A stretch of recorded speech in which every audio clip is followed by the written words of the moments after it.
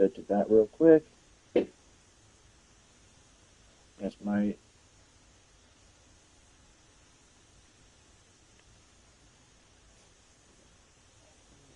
There we go. Give myself a like.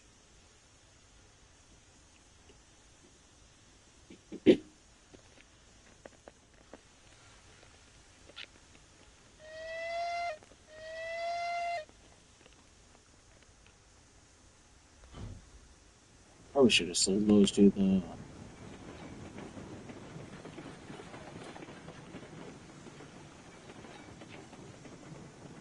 iron ore mine.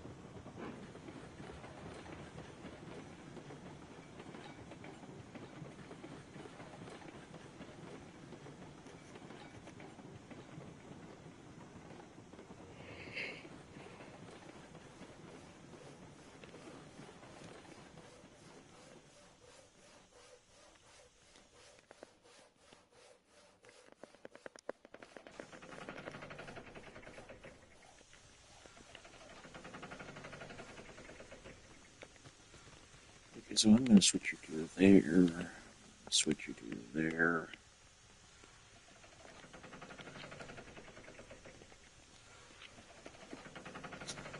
How much fire?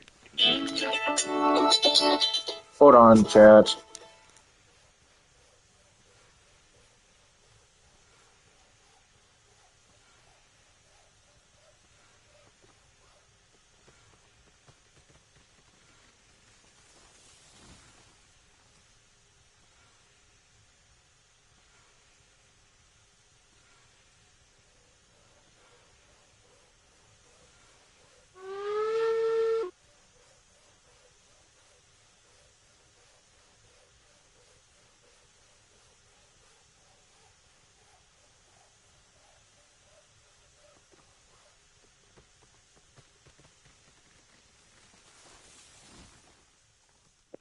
There it is, chat. I'm going to try to catch it.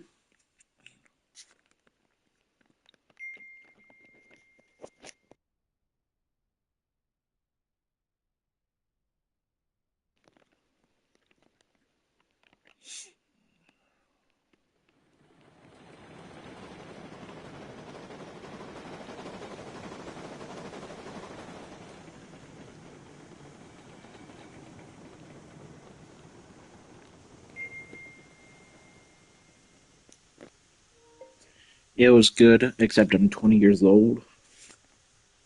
I don't need that kind of stuff.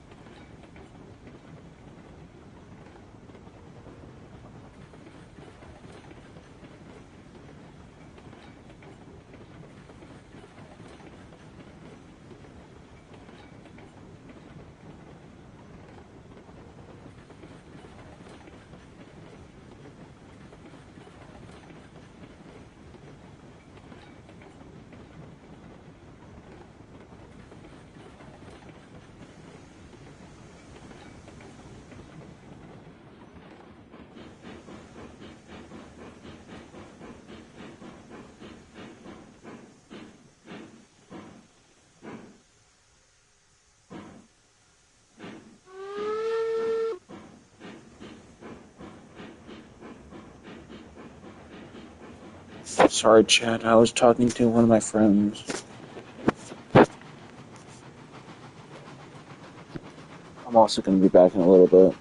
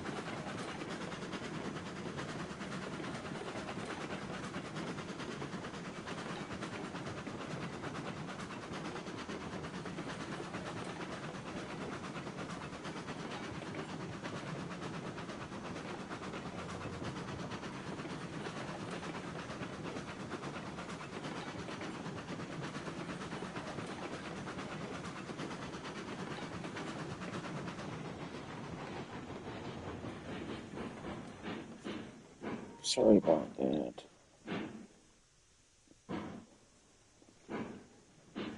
I'm gonna see what kind of not copyrighted Christmas music I can get.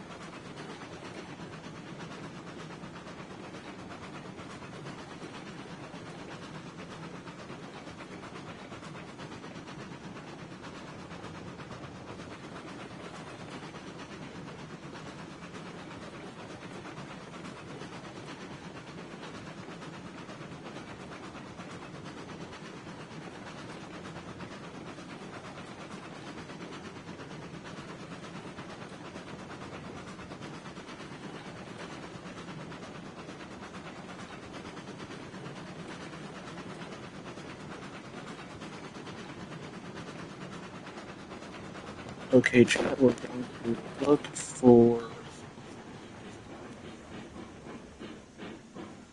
some Silent Night.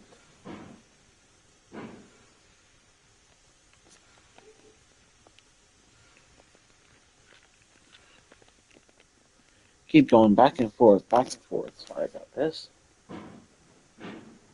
No, not chicken fried. Silent Night.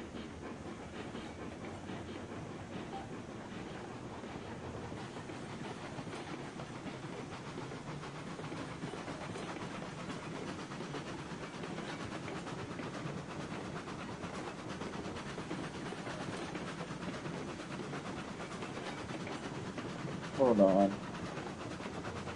Can I play instrumental copyrighted music?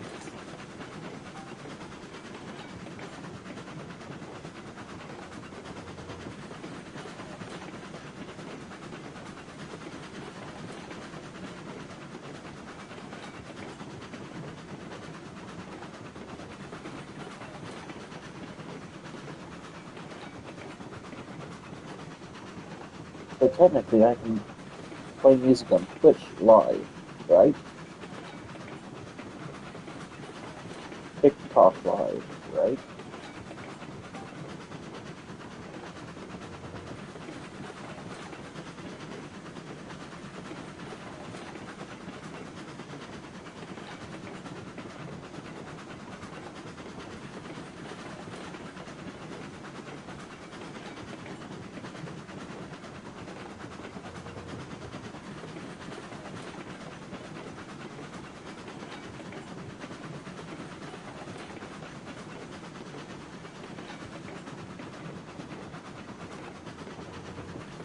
What about for gaming purposes?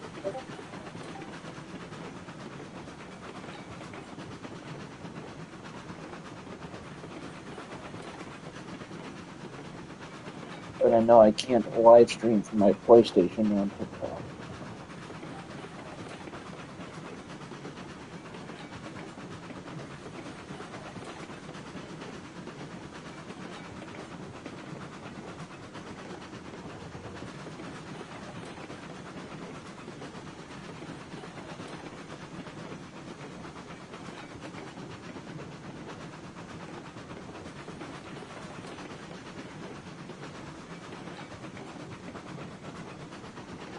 Okay, so what are some artists that you can recommend for Silent Night that is not copyrighted?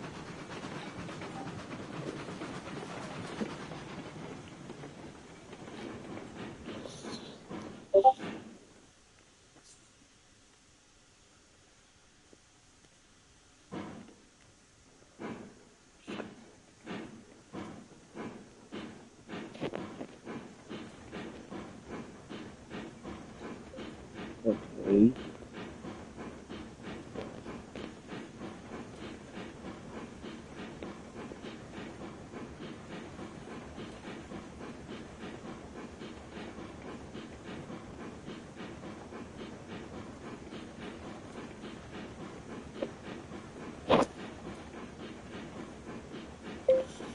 What artists are available for streaming purposes for Silent Night?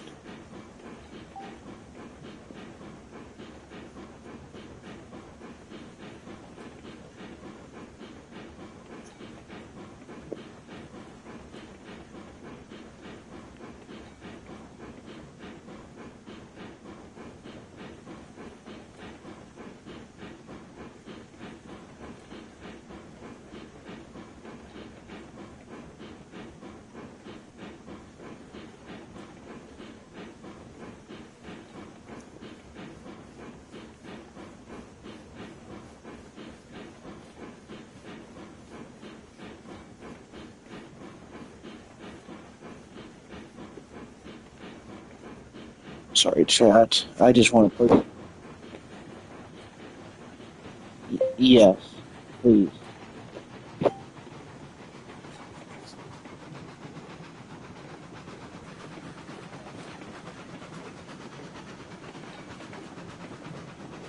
Okay, so I'm gonna copy that.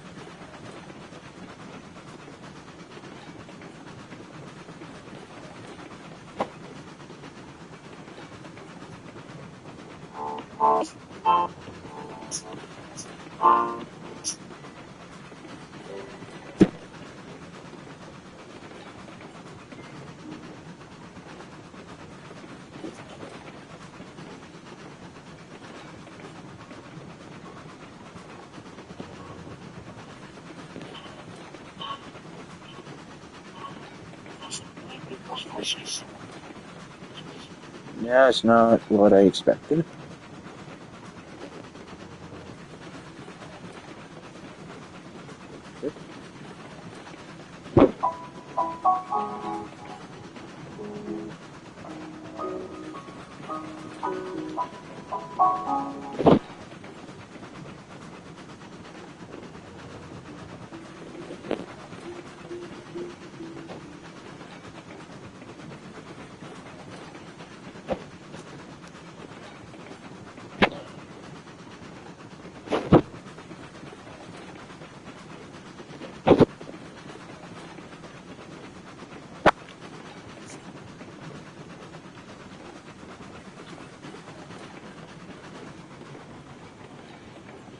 Keep missing the spot.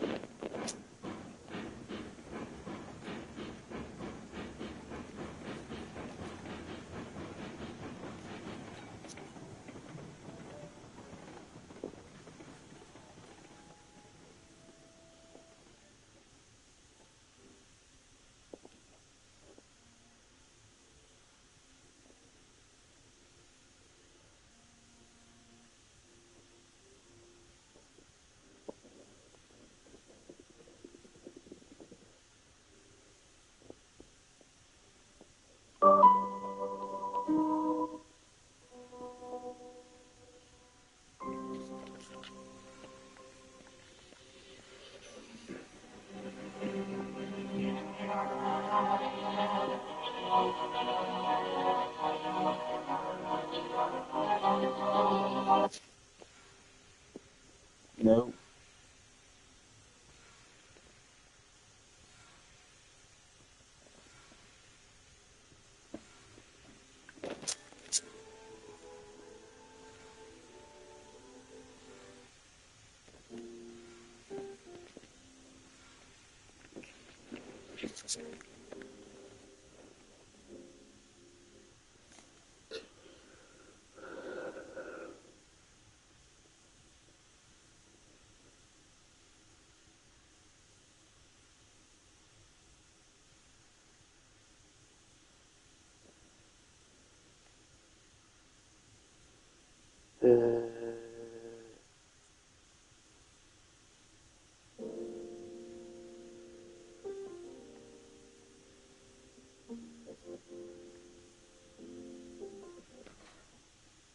No.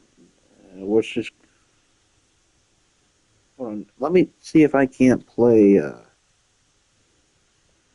Can I play like rainforest sounds in the background?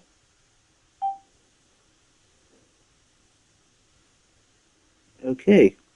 Looks like we're going for nature sounds.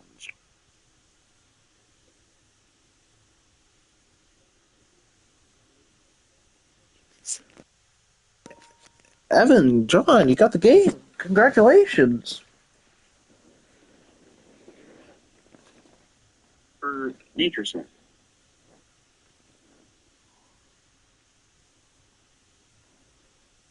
Sorry I didn't see your thing there.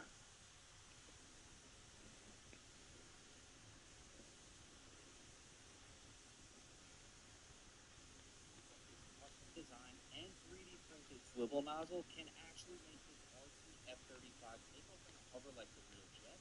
But the best part, it actually transitions into full flight. Now, if you're looking at the telemetry on this,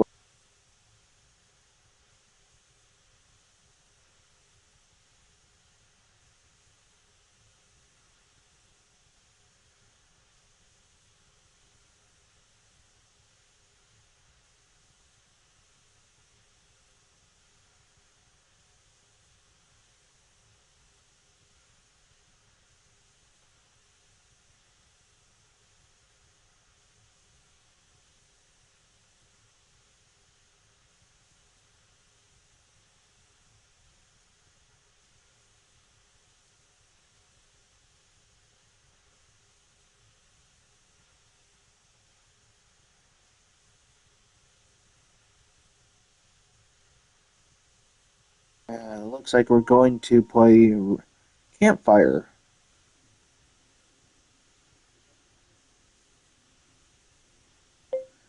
Campfire sounds. There we go.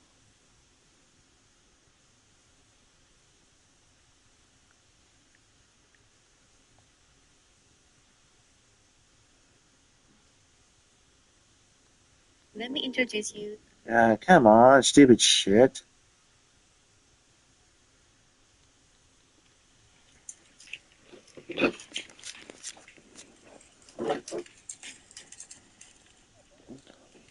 Here we go.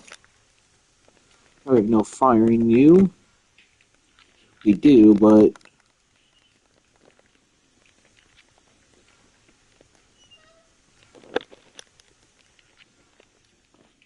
let me get this to Spotify real quick.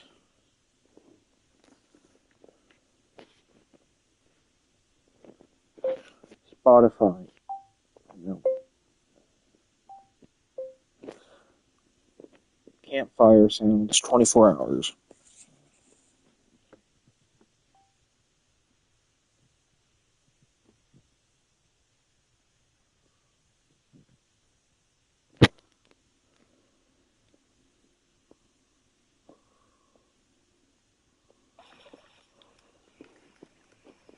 There we go, chat.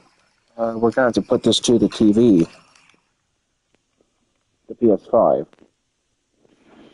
So it looks like we're gonna have to go down here, go back to YouTube, so I can view my live stream.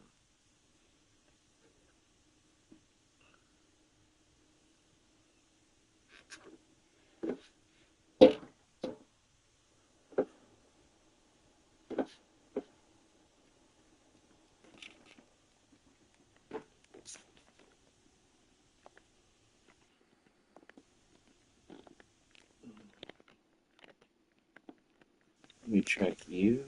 Looks like you have very little colon.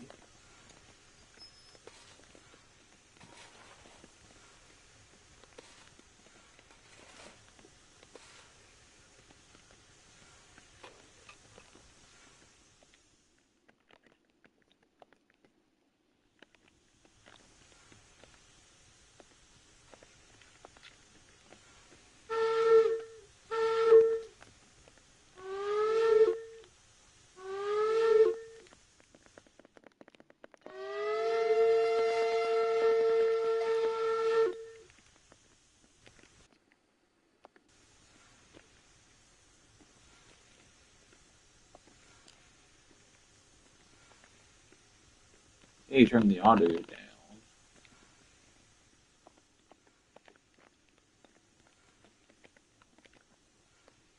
That's right. So let's get the move on.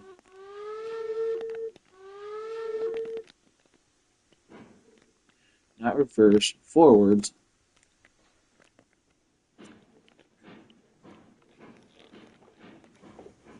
Cylinder cocks open.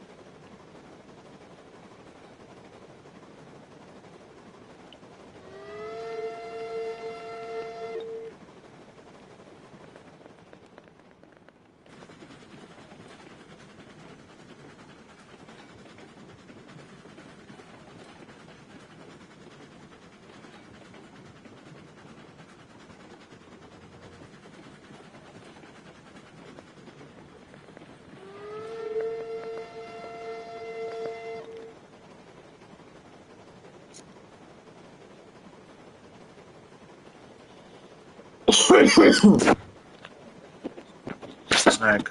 Be right back.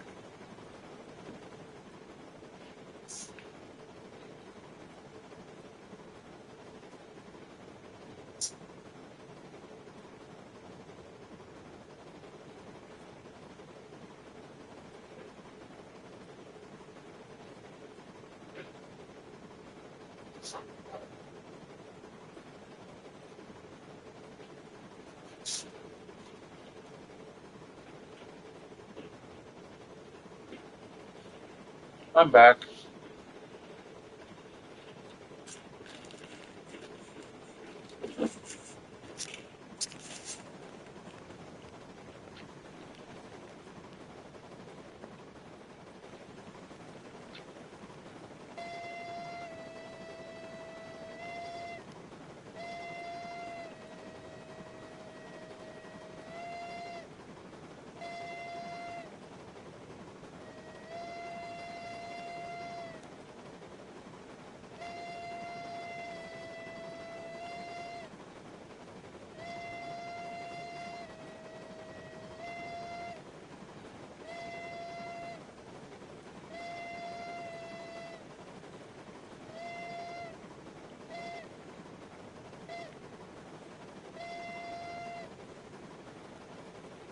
Can't do it right, like a proper engineer.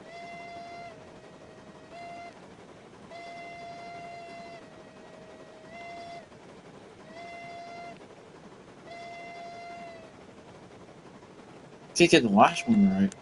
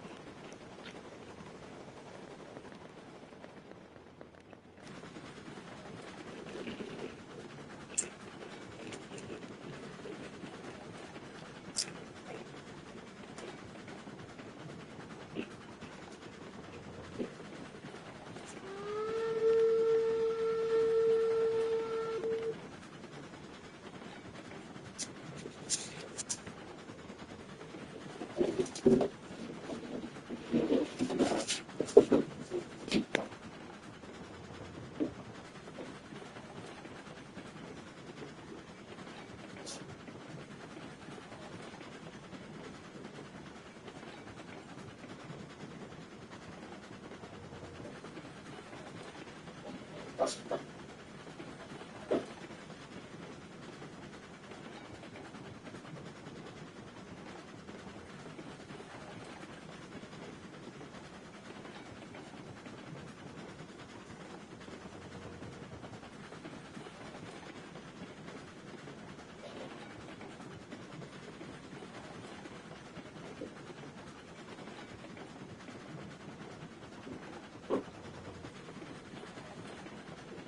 we didn't pass the stop. No, we didn't, thank God.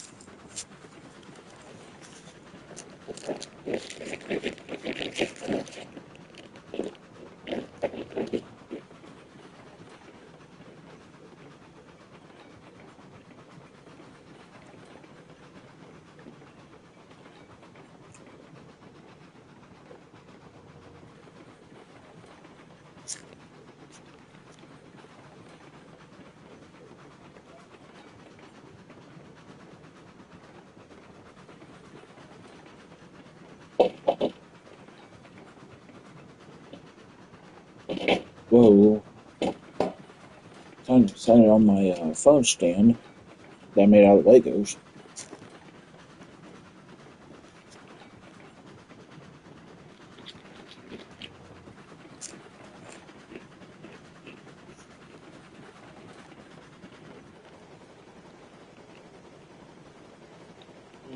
That's right.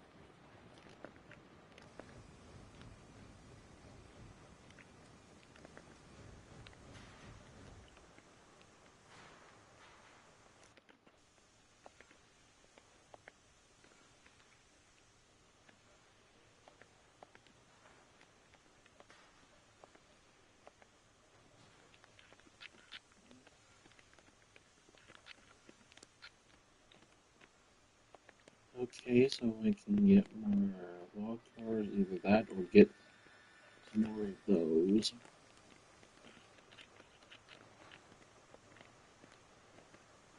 Oh, wait, hold up, wait a minute.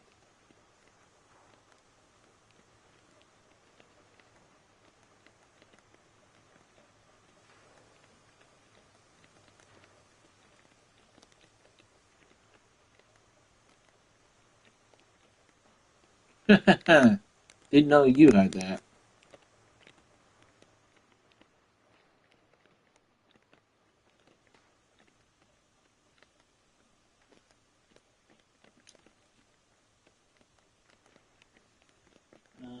It should have somewhere up here.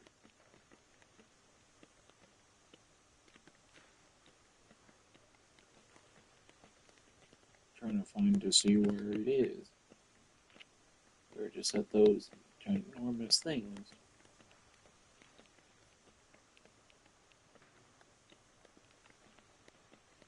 Really can't.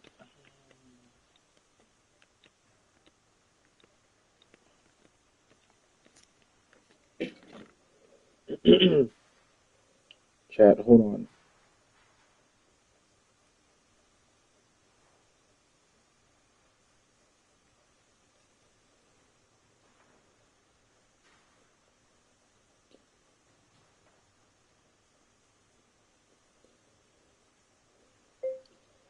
How do I put front marker lights on the Eureka class locomotives on Railroads Online?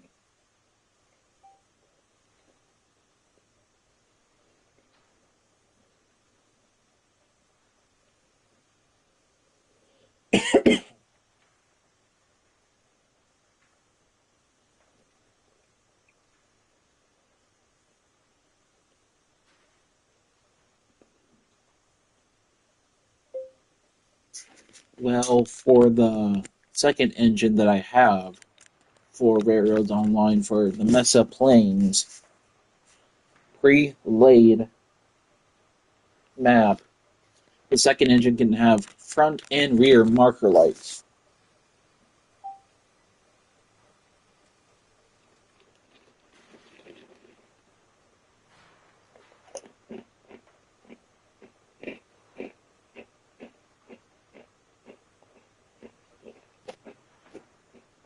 I'm on PlayStation.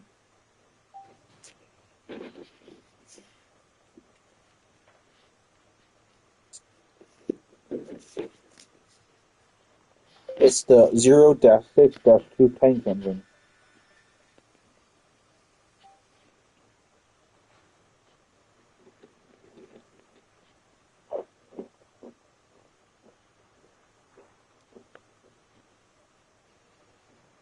It's the UINCAH Railway 062 tank engine.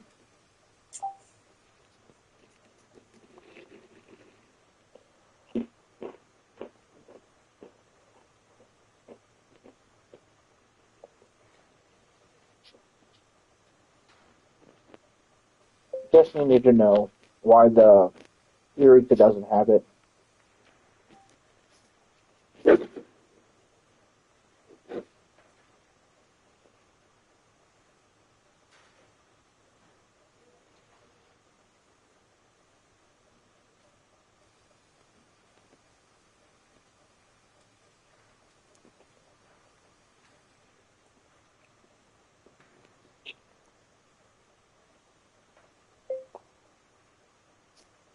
Well, I'm trying to use real life scenarios for the game.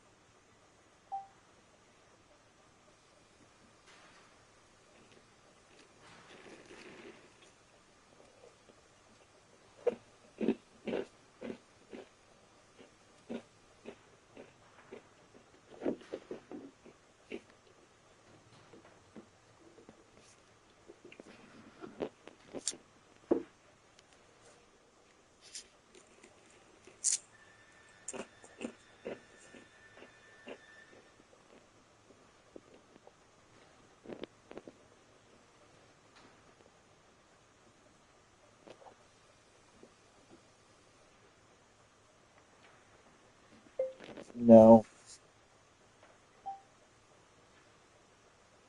No, I found out that the Eureka doesn't have a front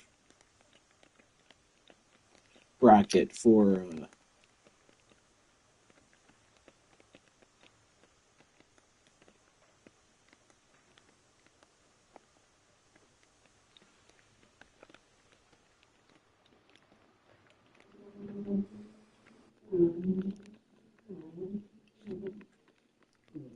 Ooh, I can get this one.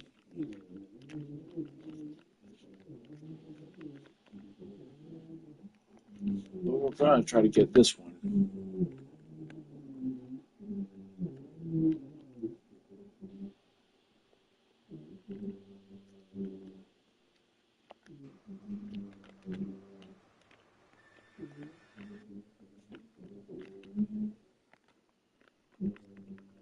We're gonna get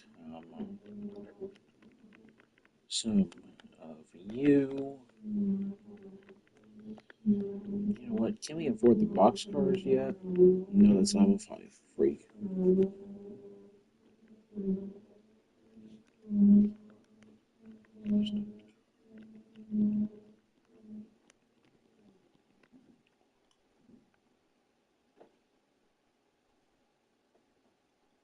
So I can't technically use that one. But how do I?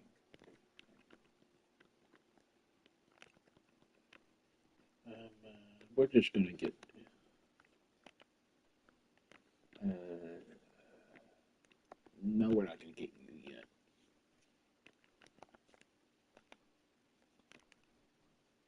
Two, three, four, five, six, seven.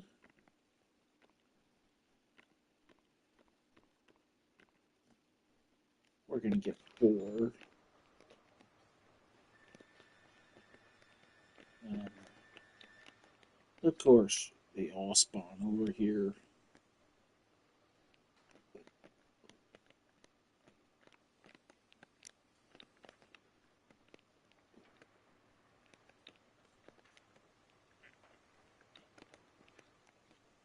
I'm going to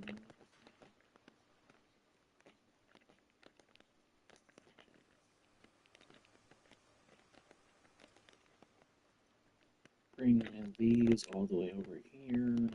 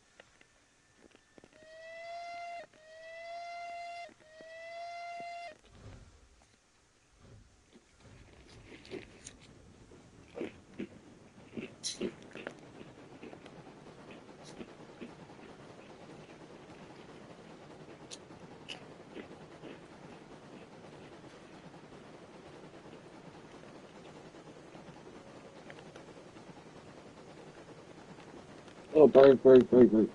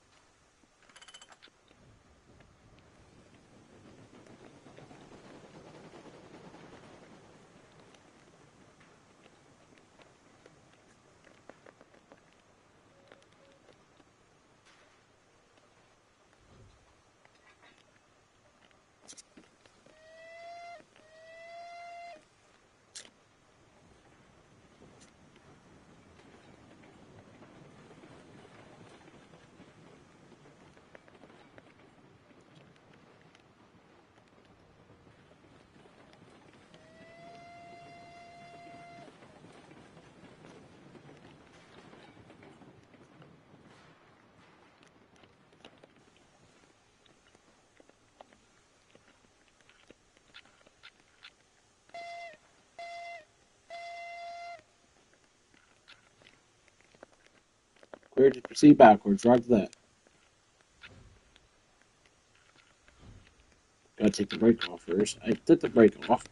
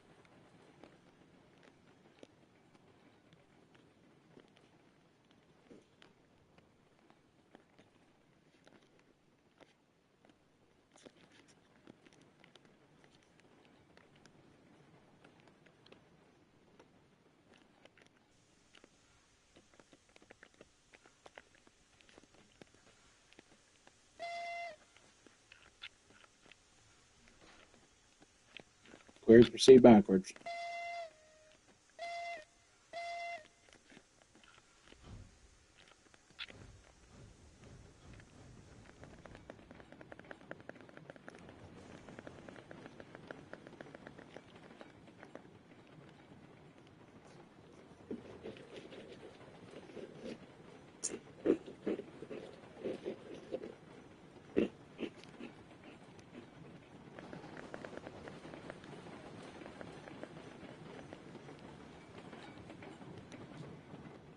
Oh, hold up.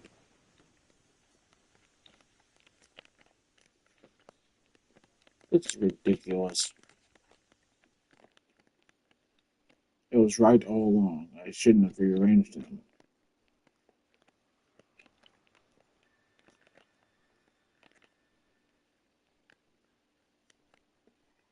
Of course, gotta get rid of number 6.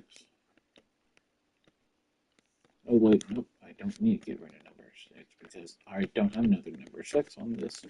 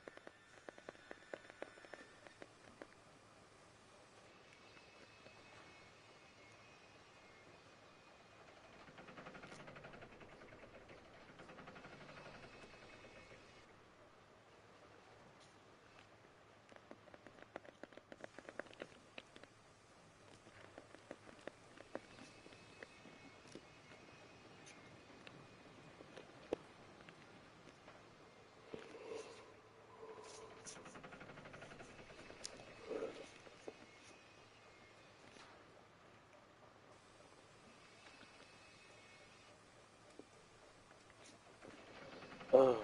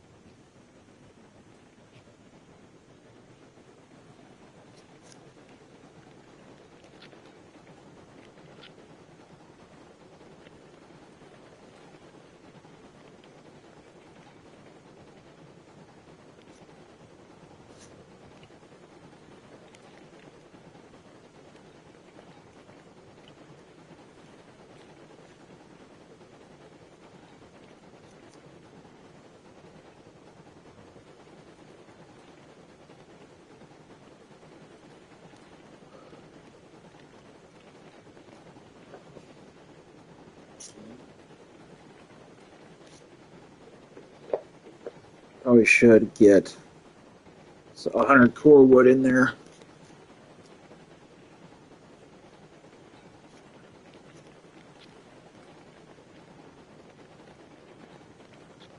I need the front headlight on. Required by law.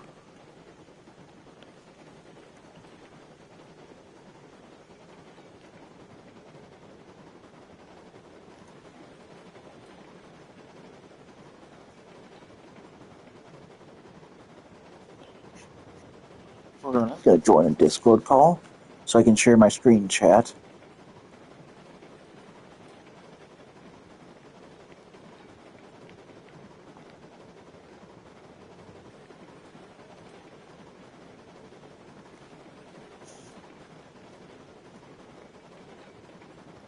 Hello. What's up?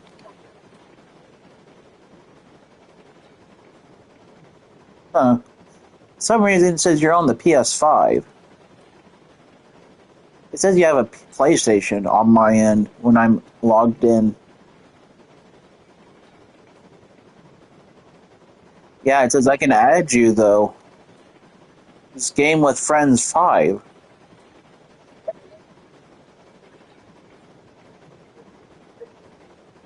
It must be linked to your PlayStation then. Yeah.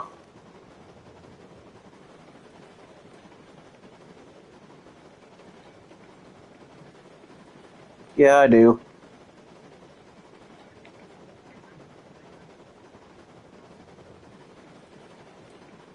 Yep. Yep. I was hoping once you accept the friend request, like you could accept it through the mobile app actually too.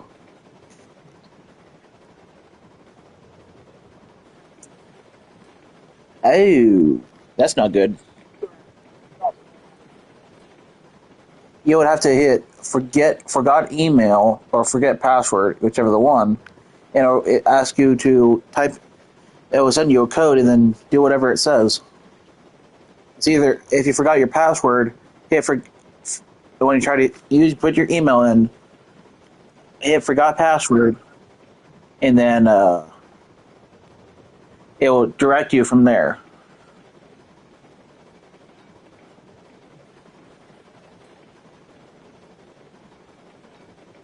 That's weird.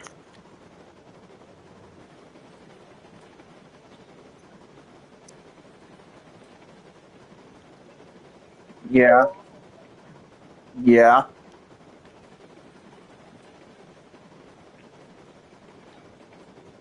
That is weird. You might have to create a new account then. You might. I'm not sure.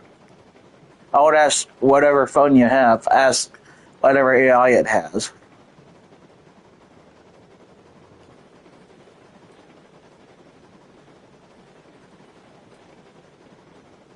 Yeah, I'm playing Railroads online. I'm live streaming as well. Yeah, I wanted to share my screen with you guys, but fortunately, I don't think I can with PlayStation, which really sucks. Yeah, yeah,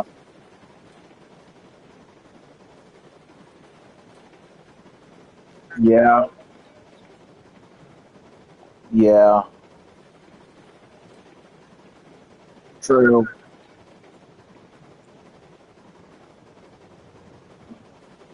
Yeah, true. Yeah, true. So I just wanted to check on you guys, and my dad's actually going to get me a PlayStation 5 headset whenever he gets money, which is kind of surprising. Yeah, yeah. I'm gonna let you guys go because I want to focus on my stream. See ya.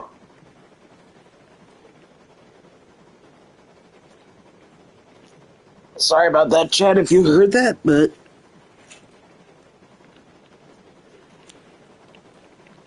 was talking to one of my friends. I thought I could share my screen with them on Discord, but apparently not.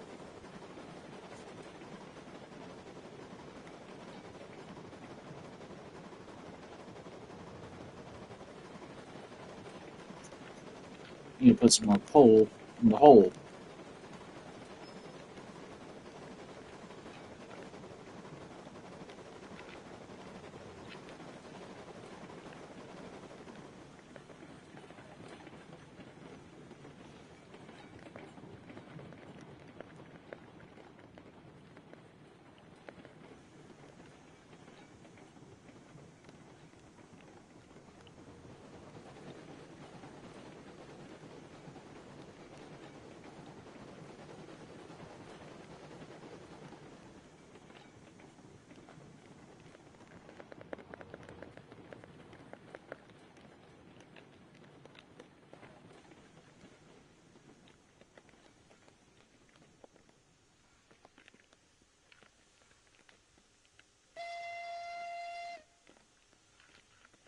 Buried to proceed backwards.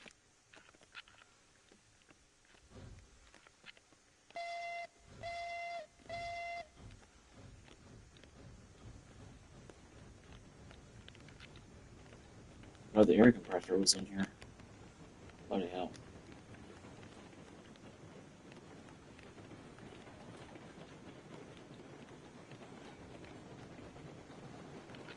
Let all the heat out.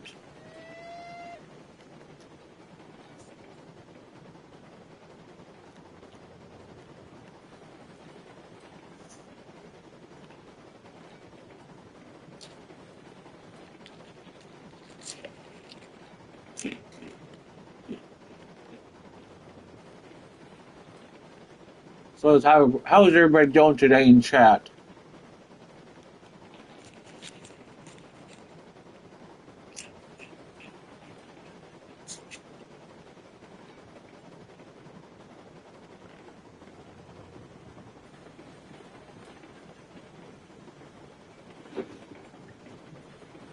Showing good there.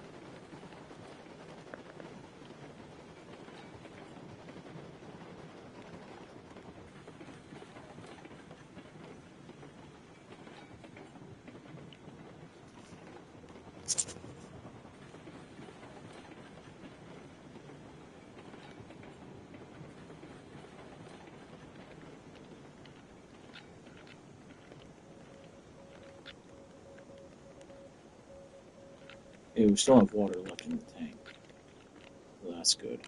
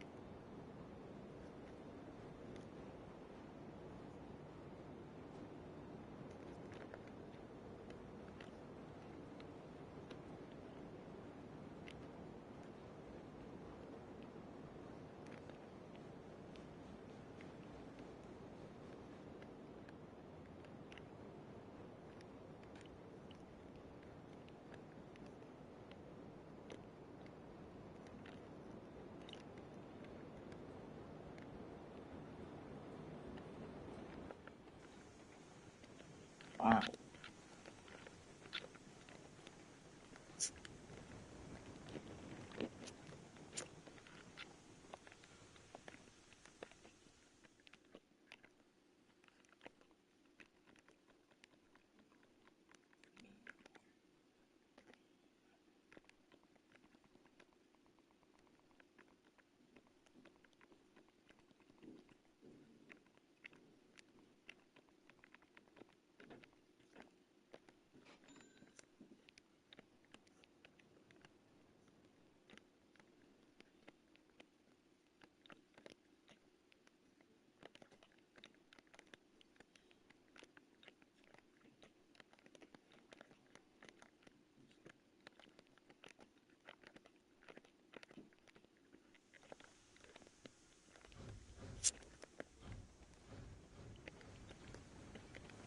But before I do,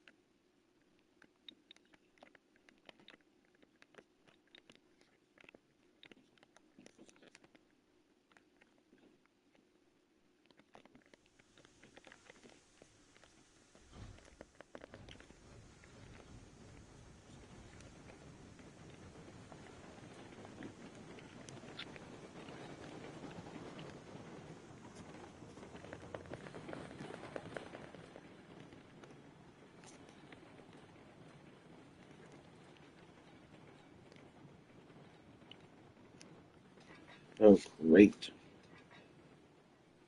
And my phone battery is low.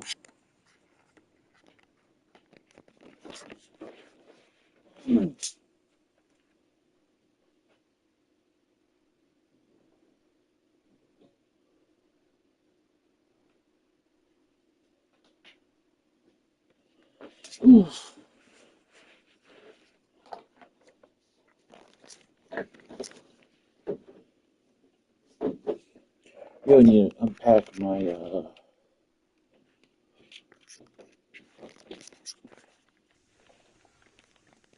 new vacuum cleaner.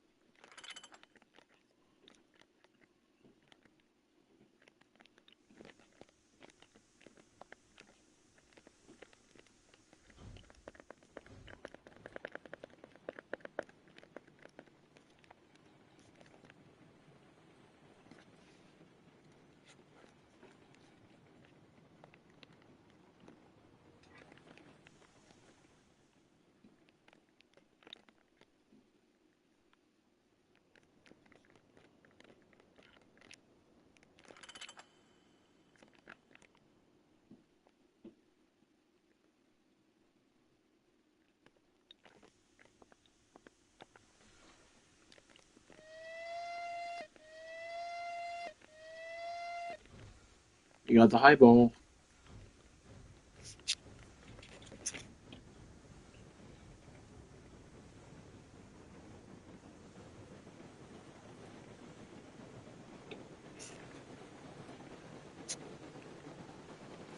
Ooh.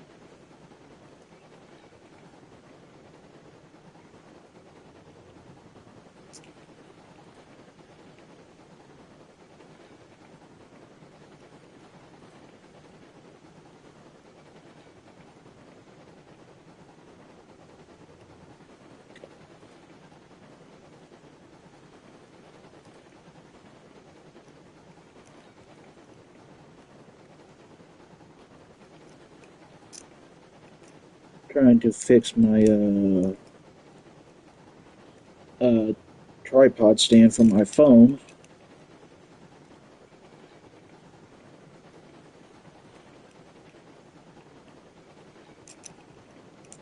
Oh, break.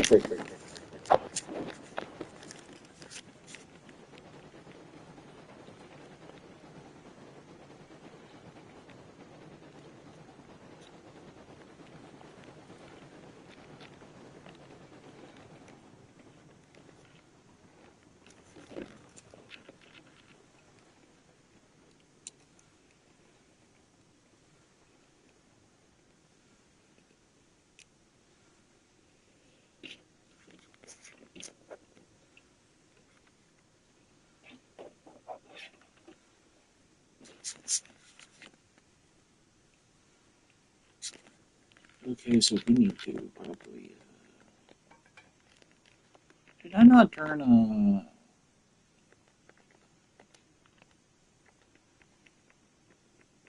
fuel consumption off? Turn it back on.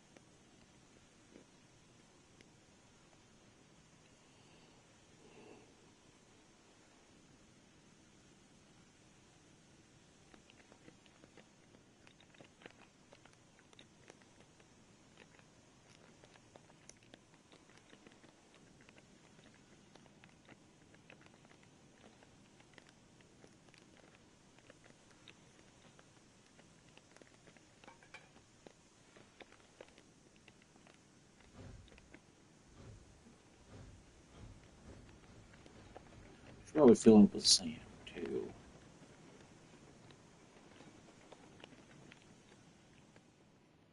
Gonna place a sand thing. Sand house.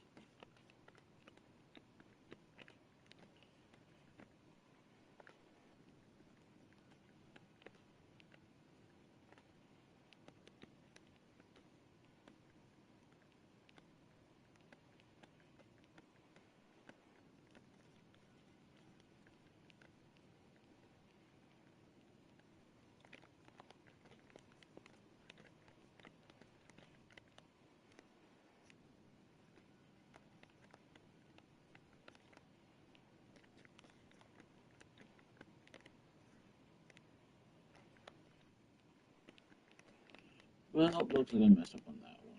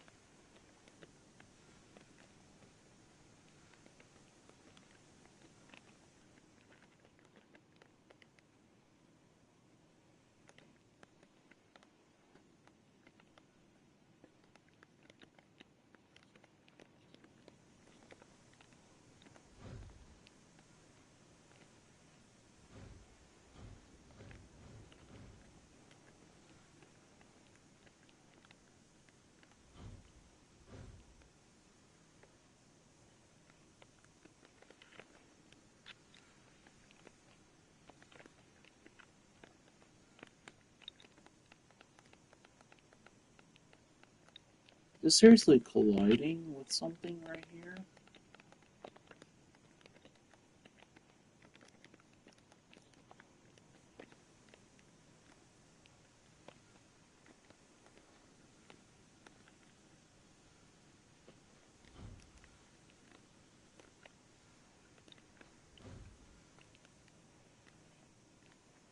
What the heck?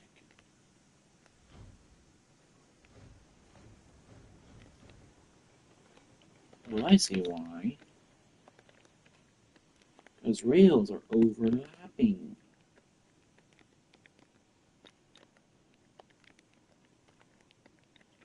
Never noticed that.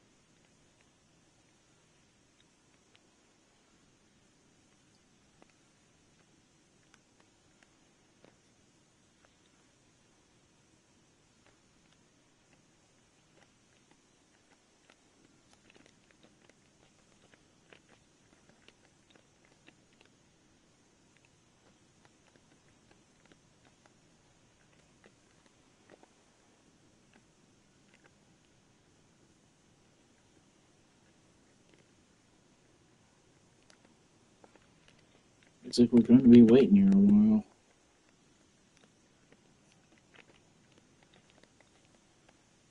Maybe I should come back.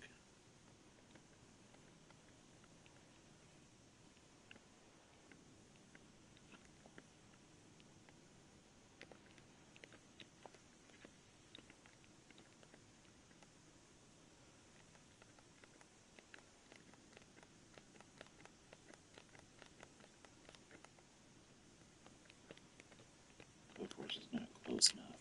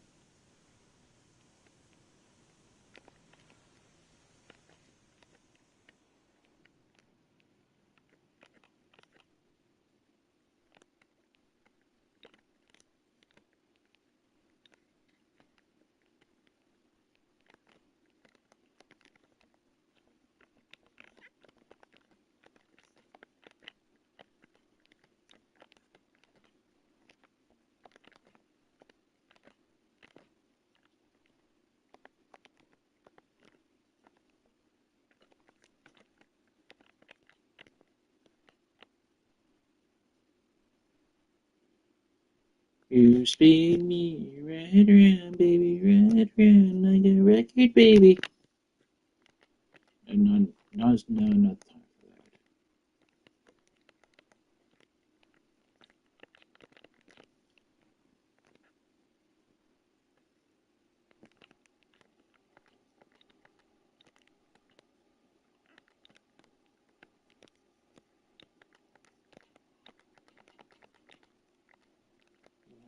$180. Let's go to a three-way switch. Take this down. Take that down. Take that down. Take you down. Take you down. Take you. Take you. Take you.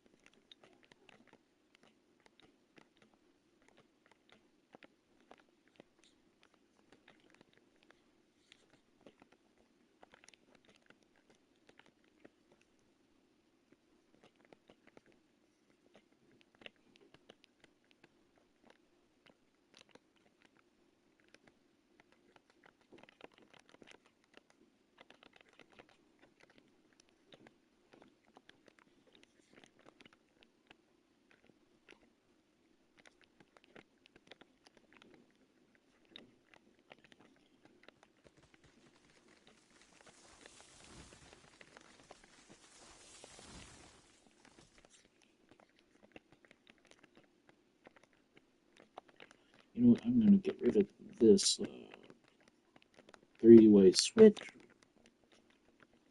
Put a right switch here. And then put a... Nope.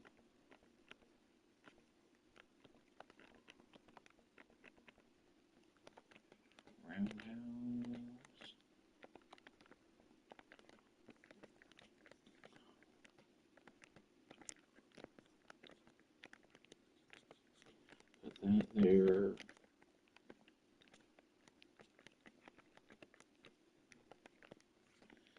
that there. And that should be good. Except for that right there.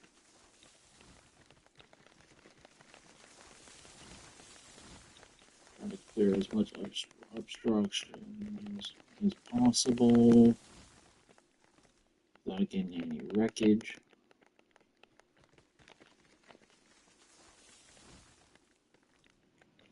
Let's see.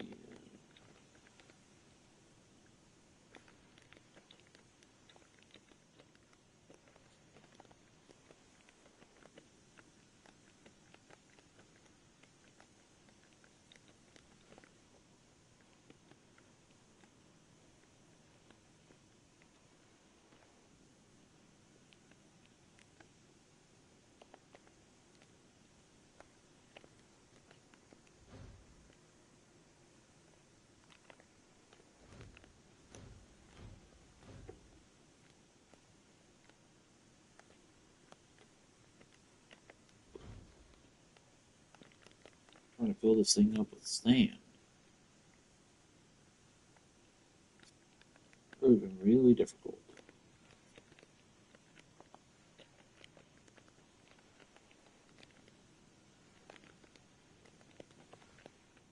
You know what, let's have it over here somewhere.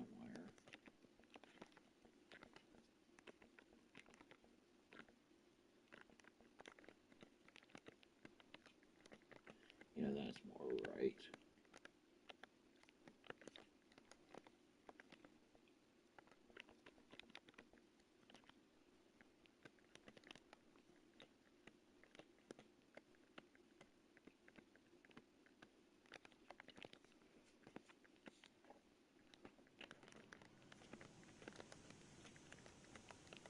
I want you to come over here.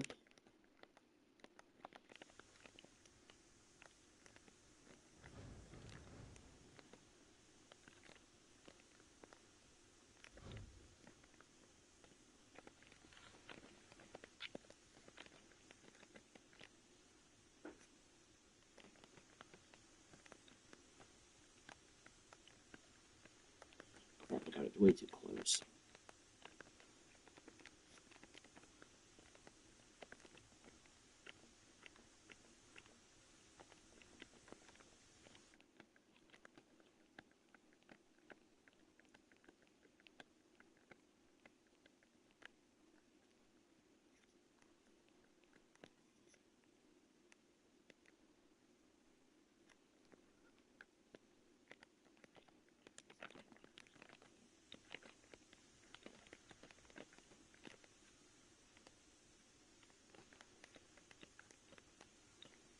Now it's too far.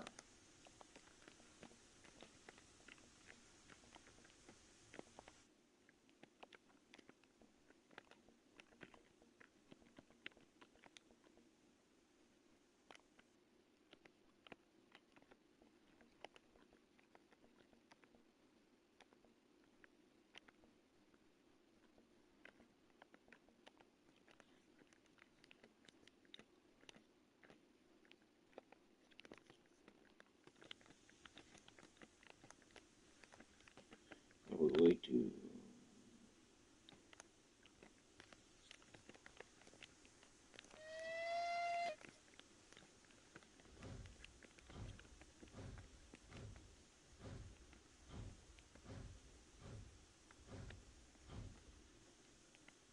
Yep, way so far out.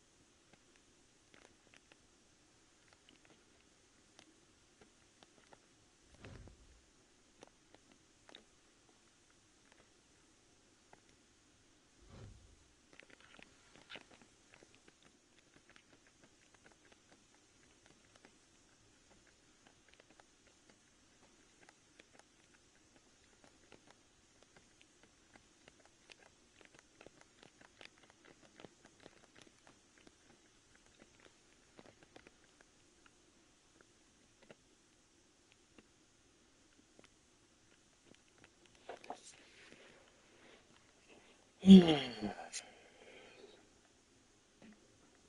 can unplug my phone for now. It's at 58%.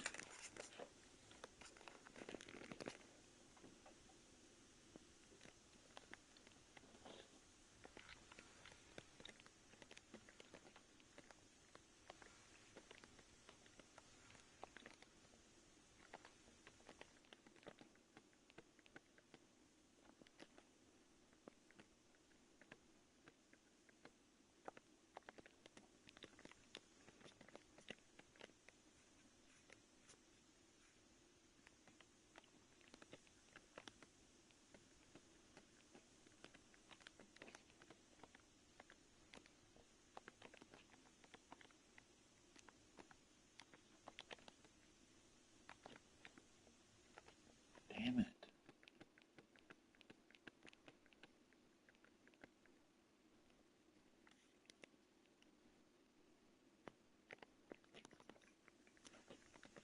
That's going to be way too far back down.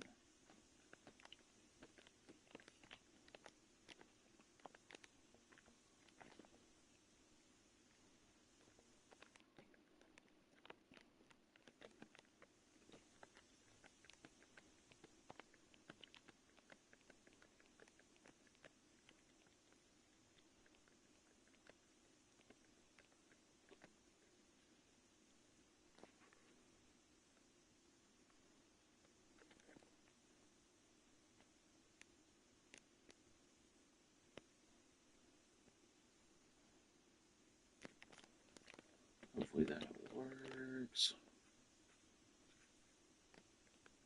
Yes, let's go. I think that's it. I think that's maybe the one. Oh, too far off.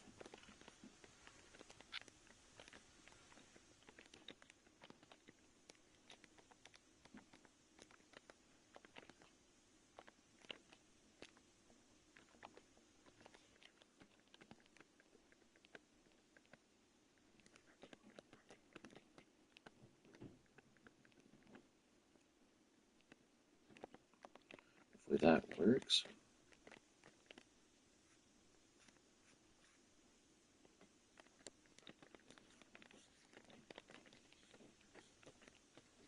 That looks directly to be in the middle. Hopefully this is the one chat.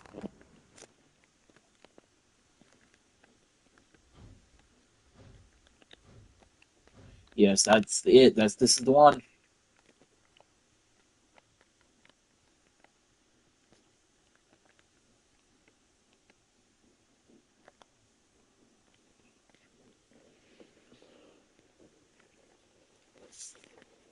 I'm gonna go heat up my dinner. Be right back.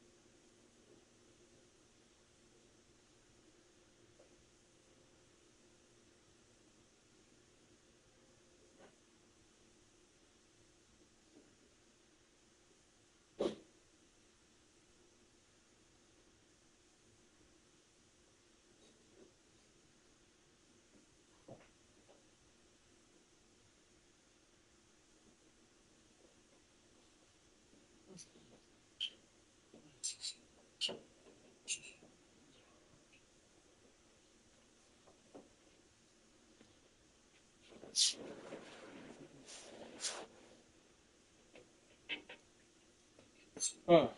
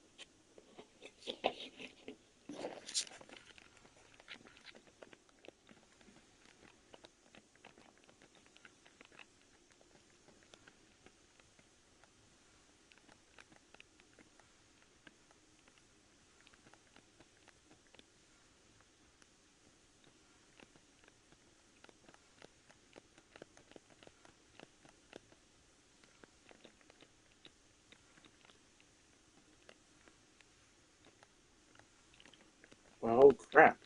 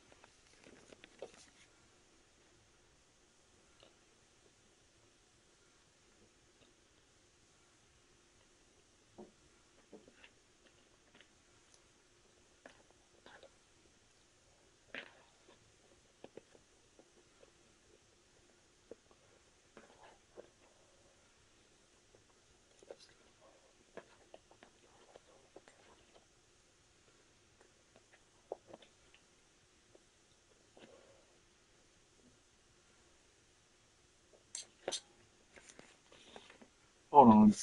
I need to let this reset. Go all the way up. Actually. Oh, whoa. I saw that.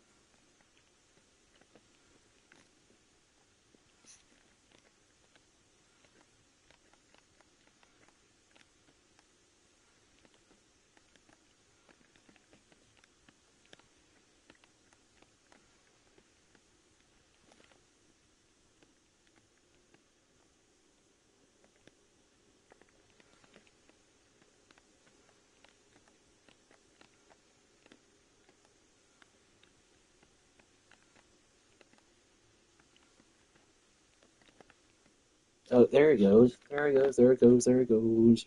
Let's go. W.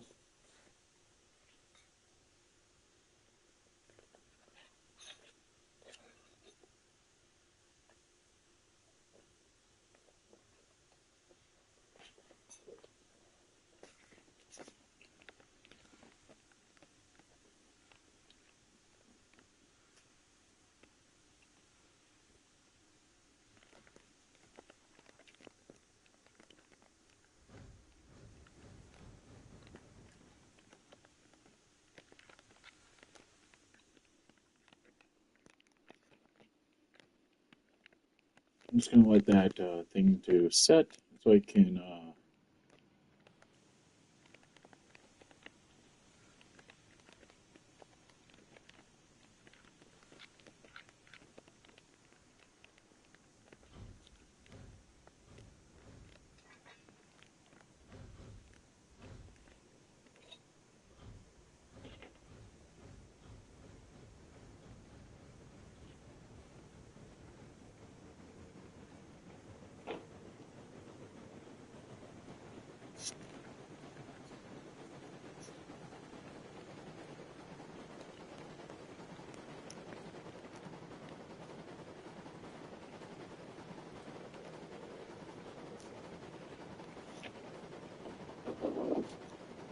Who's all in the chat right now?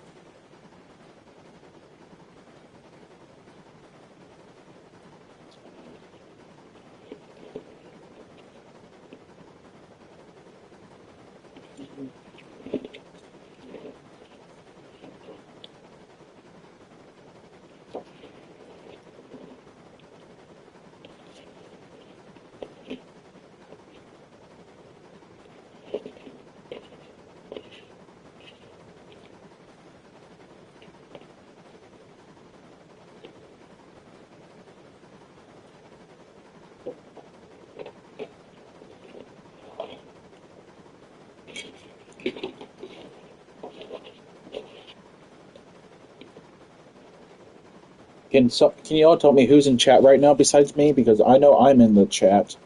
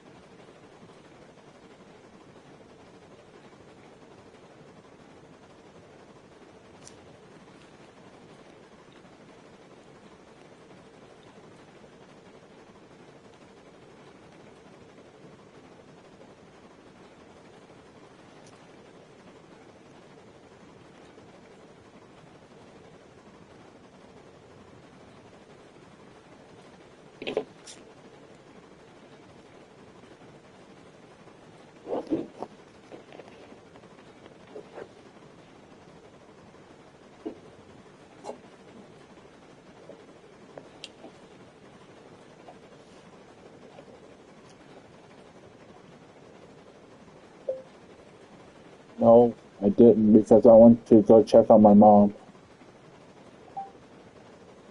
Everyone was there.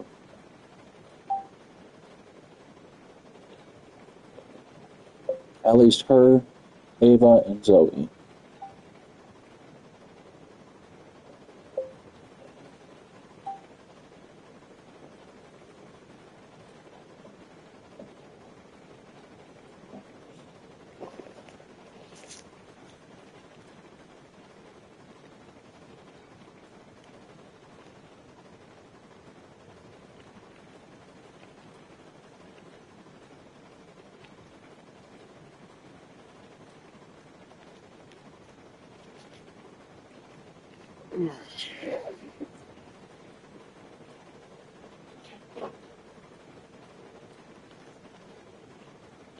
Yes, she was.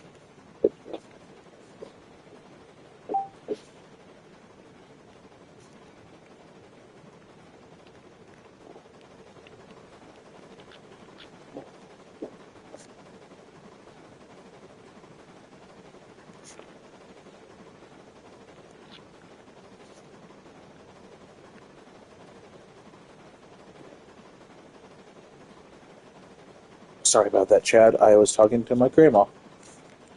It's starting to get dark out. Time to put on the headlamp. Time to close the things to keep most of the heating.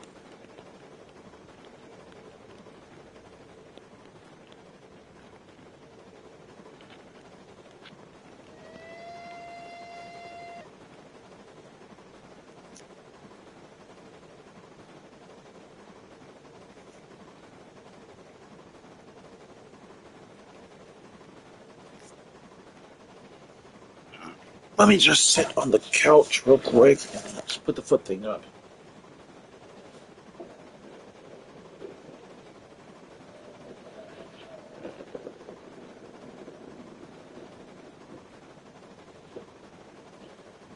Not yet. They're on their way. She said she'll get them by this weekend.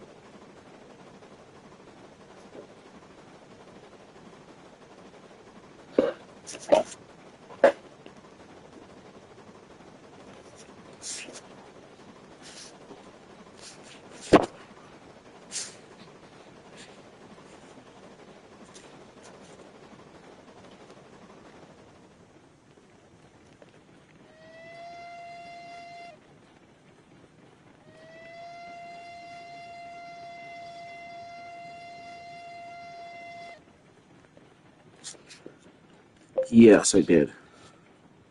I actually just finished.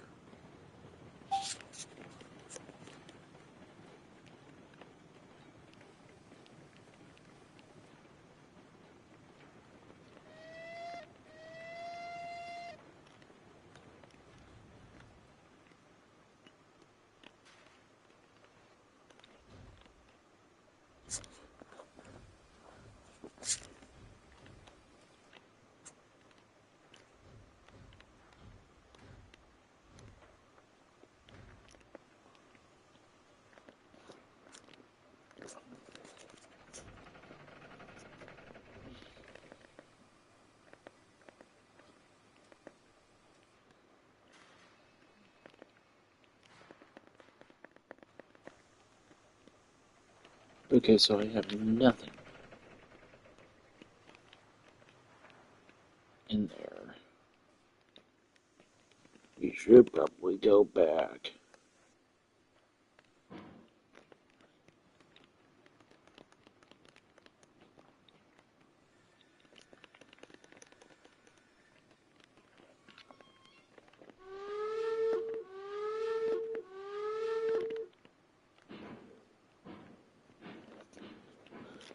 Oh, nice. I used to, on the other save I did double headers with the Mason Bogey. Actually did a triple header.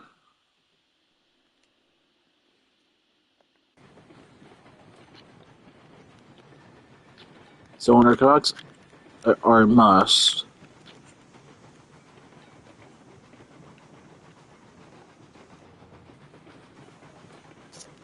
Because water is not a combustible liquid.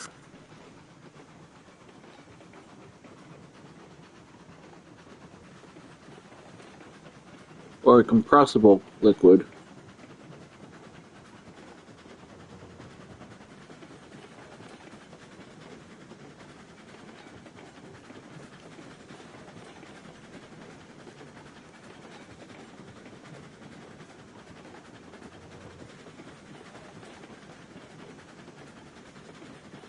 Well, starter, what options did you have of Lake Valley? If you chose to do it, did you choose a pre-laid map or a non-pre-laid map?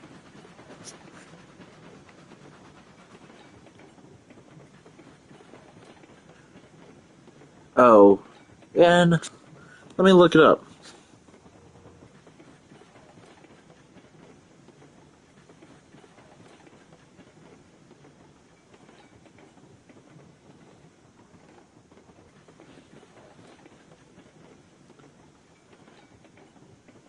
Uh, Wait for the boiler pressure to shoot up.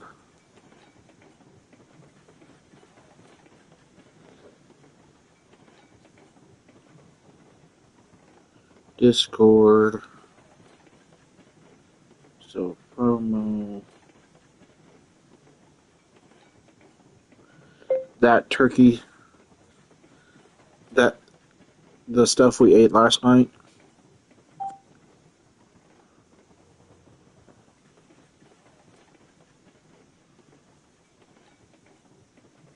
Delete chat. What does the pre-laid map on Railroads Online come with?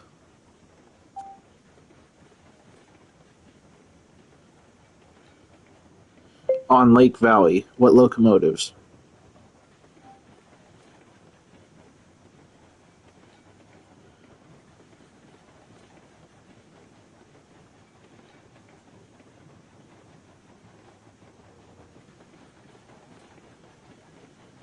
No, when the map you choose pre-laid rails.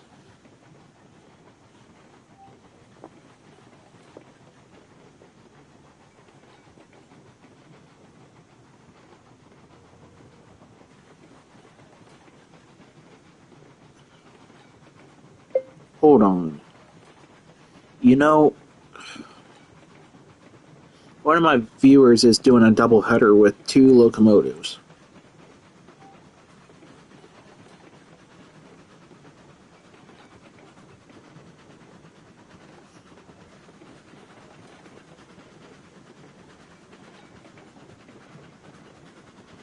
Well, ChatGPT says either Betsy or Montezuma share the Heisler, which I'm not exactly sure.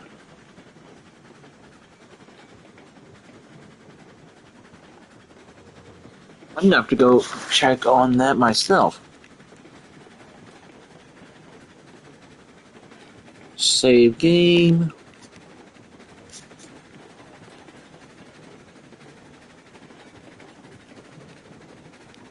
Quit session. Single player.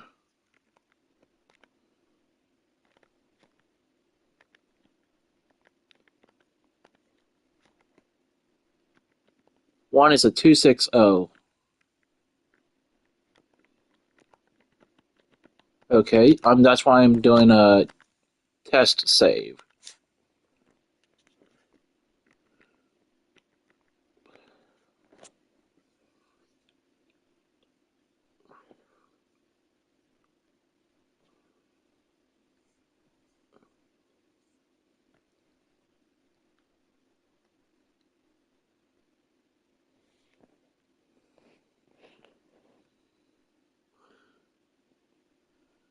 I probably ate the one with the least amount of food.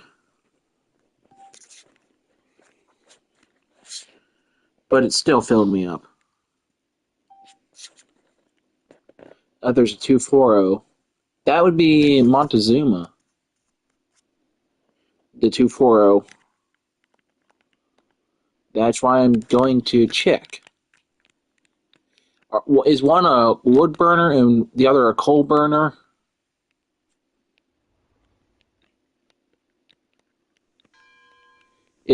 Okay, so we got the Glenbrook in the Montezuma. Let me tell ChatGPT. Okay, so I loaded in a pre-save. I loaded up a save on new save on Lake Valley on a pre-laid map. Looks like you get the Montezuma and the Glenbrook.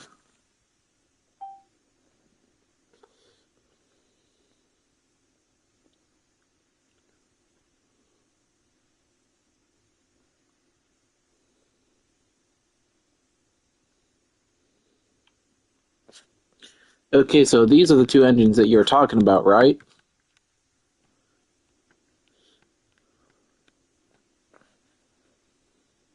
Okay, so tips for running them. Google and ChatGPT says make sure both are facing the same direction before coupling.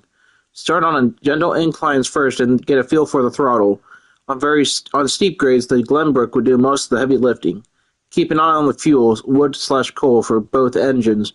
Double headers burn more resources.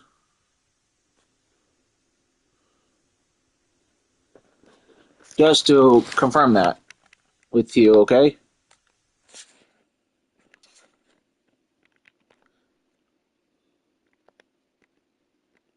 Gonna go back to my multiplayer game. If you want to join, you can, but I'm just gonna set it to password to 4 people. and it's gonna be.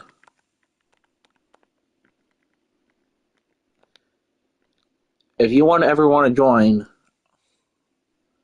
I'll let you. And someone I watched said put it on. Oh, probably. Are you on computer or console?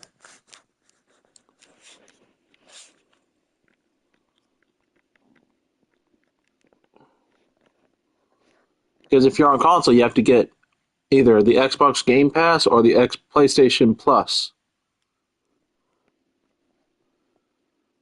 console. That explains it. You have to get the if you're on Xbox, you have to get the Xbox Game Pass or or PlayStation Plus to get multiplayer. And I have PlayStation Plus. I'm on PlayStation.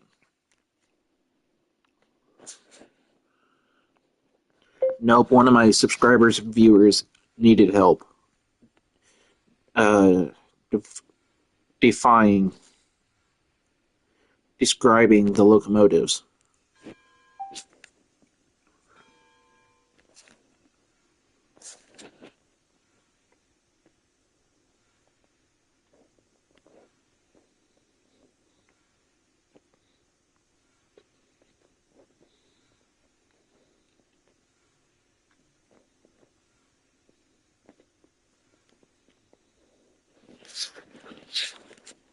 Okay, so the Montezuma is basically a classic small steam engine, light and nimble. The Glenbrook, hold on. It says the Glenbrook is a geared engine with side rods built for heavy for hauling heavy loads up hills. When the Glenbrook really isn't. Let me go to the wiki real quick to show ChatGPT.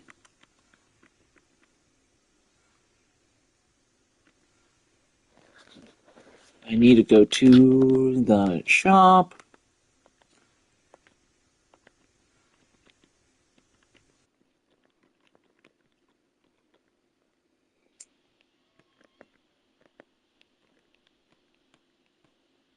Dude, let me guess, you derailed.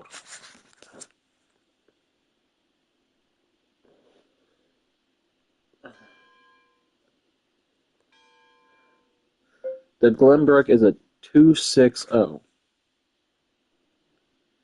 2-6-0.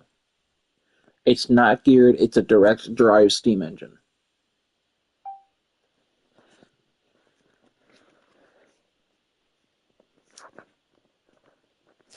Yep. It's ChatGPT had a goof up, chat. Oh no. Whoops. Looks like one of my viewers is playing Railroads Online too. And he crashed into the end buffers. Did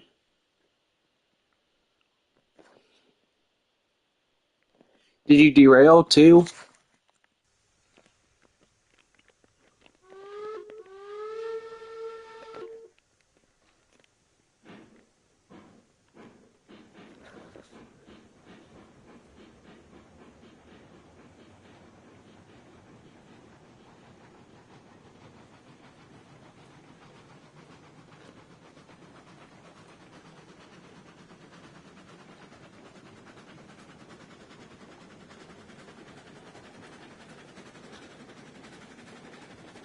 One car did. Oh. One car derailed. Car derailed.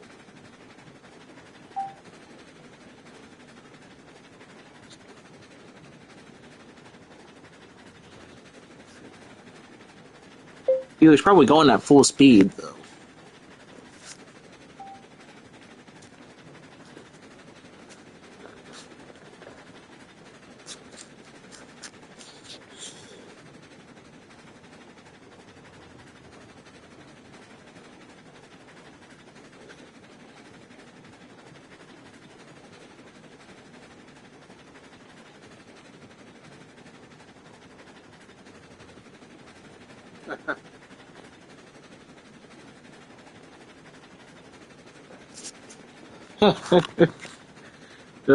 Goodness gracious. Going to go over to my Let's go with number 2.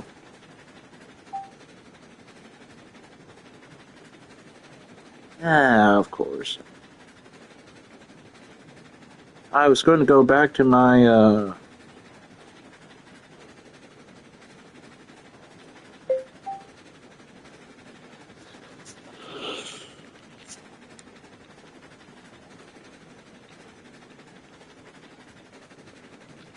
Oh, come on. I didn't even get logs.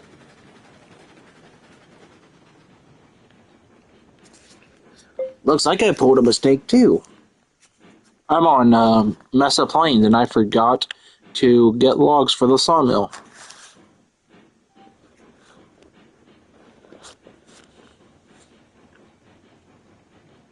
No, I'm on Mesa Plain.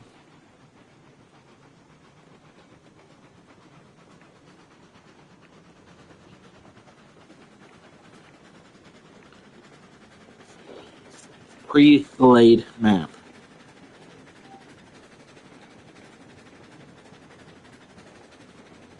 Stupid mother ducking autocorrect.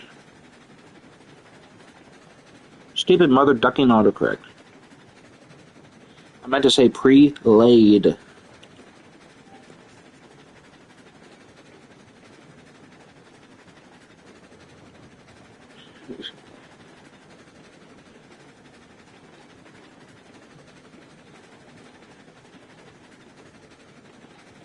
Don't worry, I'm heading back full speed with the American type.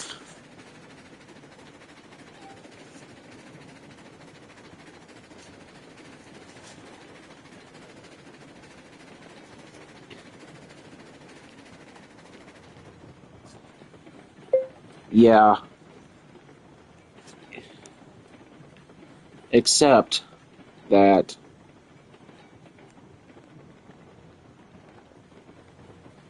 it can only go 25 miles per hour, and the fastest one can go like 32.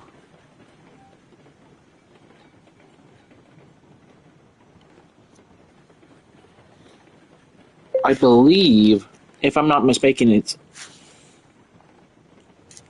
a 460.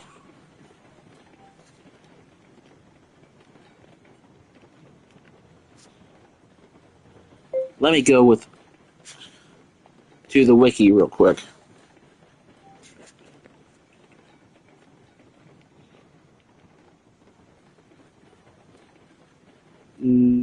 It's 25.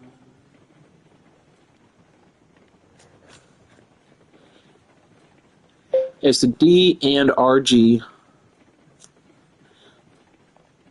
D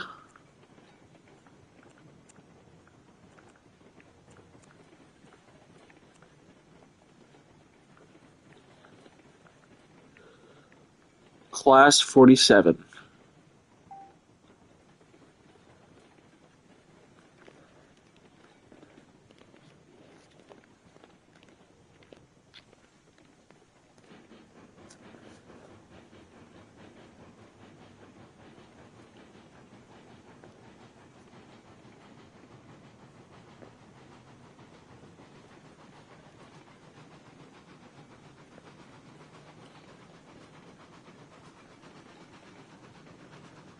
But I'm surprised the fastest, biggest steam engine in the game can go 30 miles per hour. It's the UINTAH Railways 2-6-6-2 tank engine. It can go 30 miles per hour.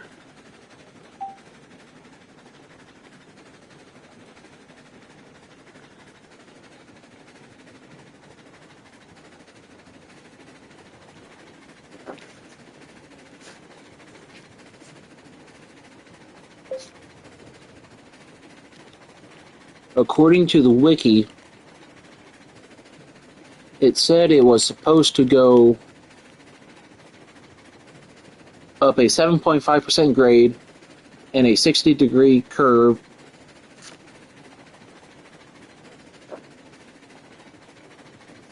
on a 60-degree curve and up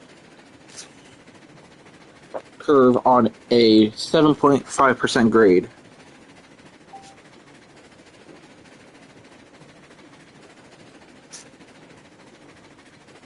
Yeah, and I actually pulled up the stats on it. It has a real life cousin that still exists.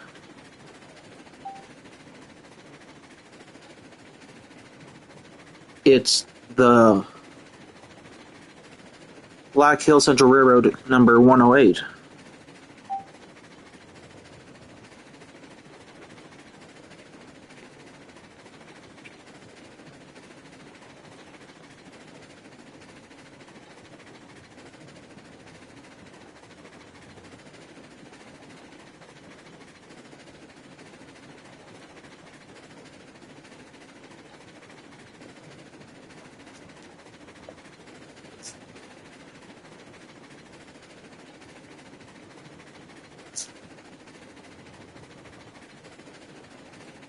Yeah, I know, I already have it. I've seen it in real life.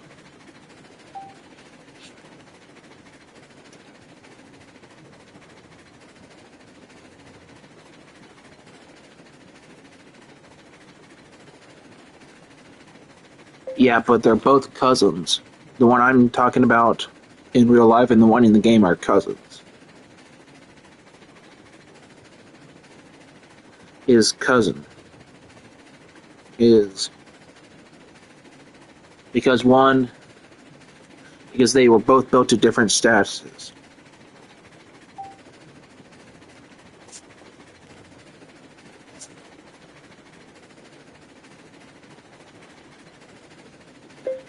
Hold on, I got a spreadsheet for them.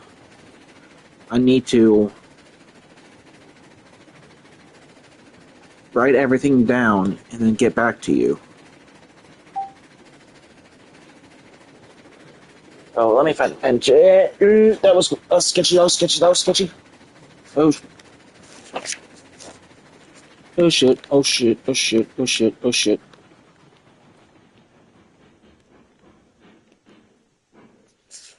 It's a chat. We're going to write something out.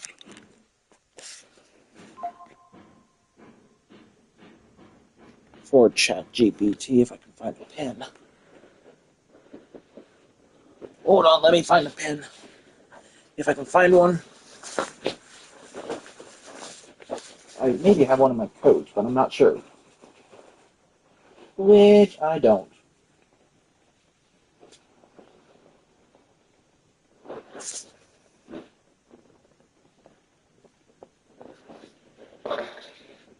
I'll be right back, chat.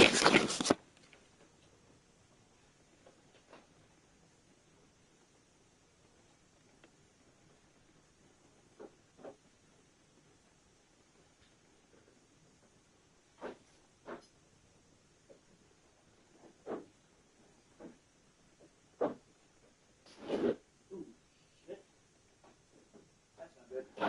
That's never good.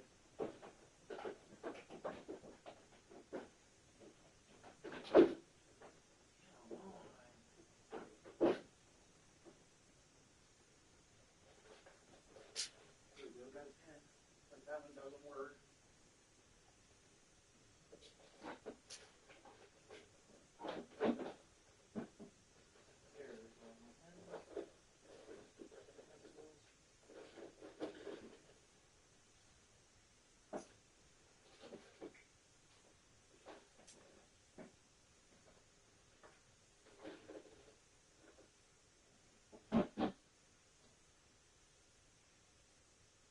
Okay, chat, I'm back. Need a hard surface to write on.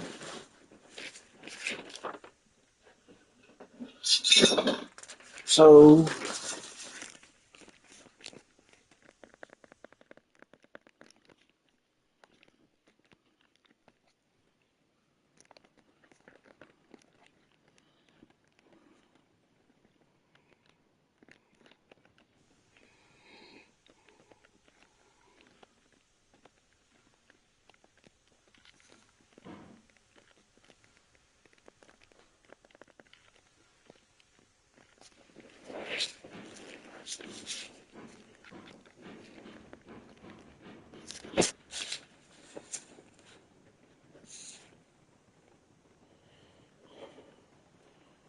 So I need to write the stats down.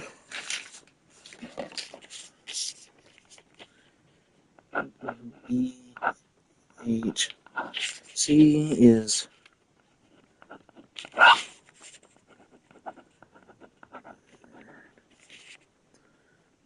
4 feet 8.5 inches. Compound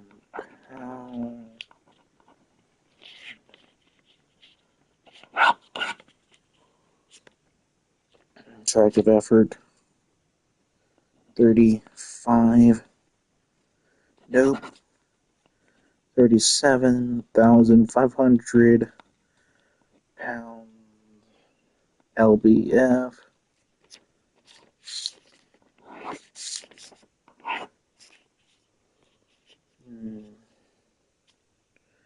Weight 200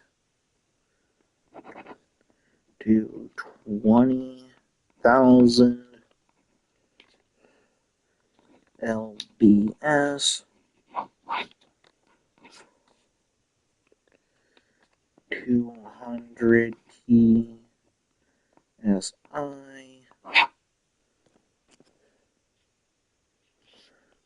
44 inches.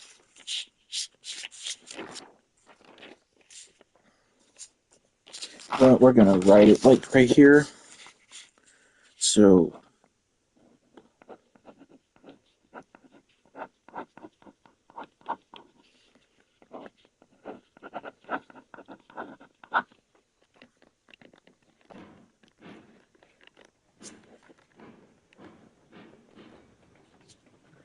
Stoichiocentric number.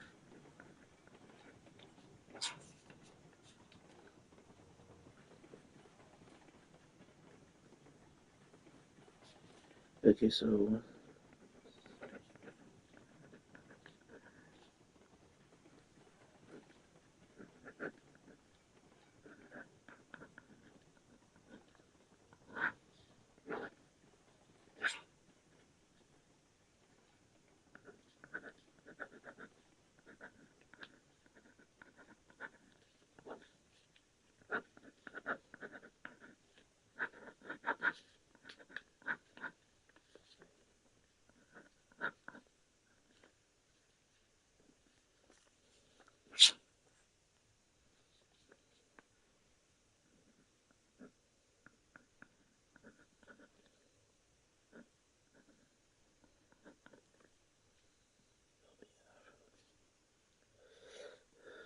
LBF weight 220.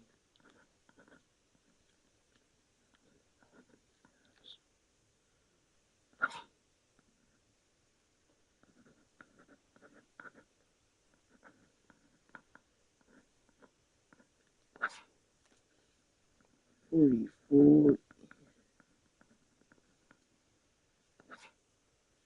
and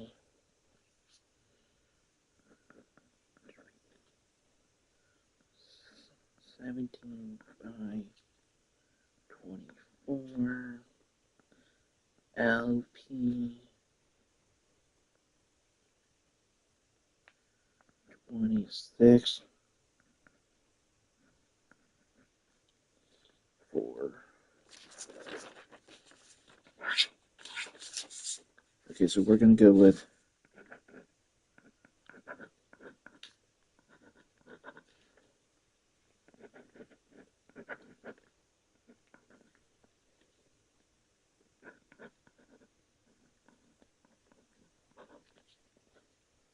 okay, so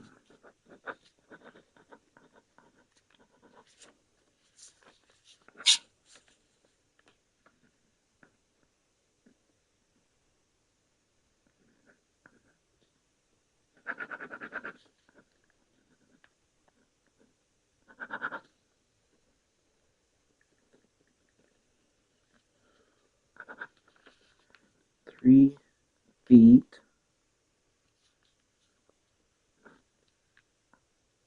0 inches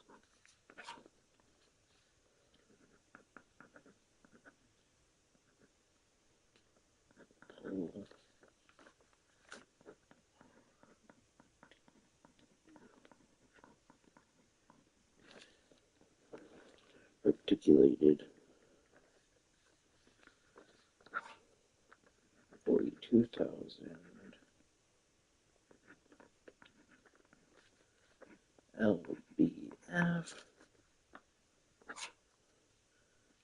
236,300 210 PSI 42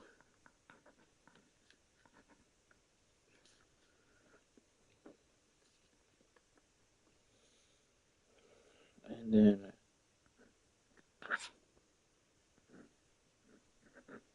415 by 22 all high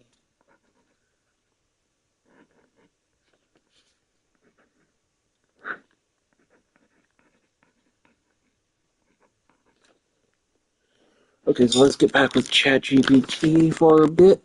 Chat. ChatGPT. Okay, I got the facts ready.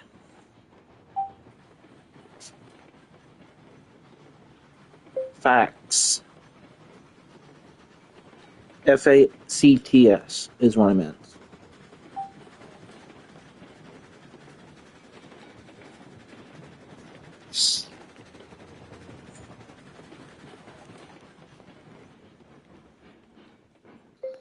Okay, so the Black Hills Central Railroad, number 108, is a standard gauge, which is 4 feet 8.5 inches. And, comma, is a compound true Mallet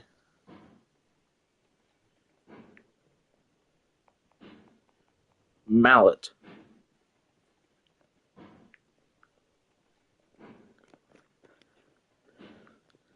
37,500 pounds of force.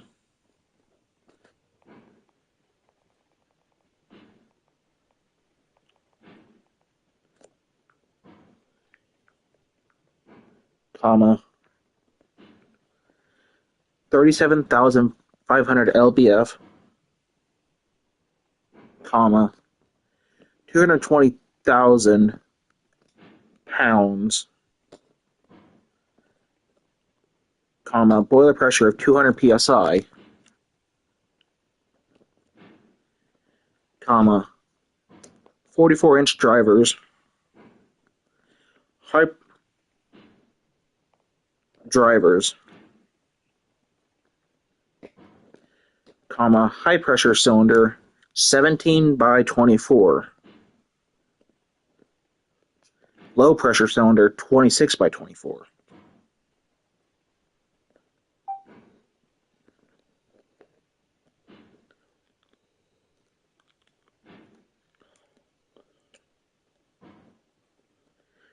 Okay, so the next one is a narrow gauge, which is 3 feet 0 inches, a simple articulated, 42,075 pounds of force, lbf, 236,000 pounds, 236,300 pounds, 210 psi, 42-inch drivers, 4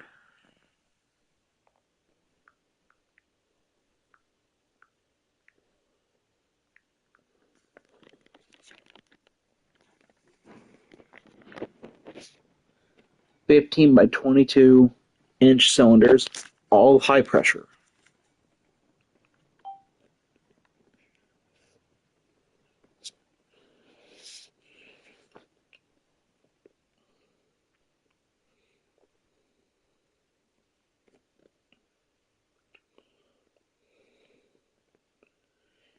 Yeah. That would be great.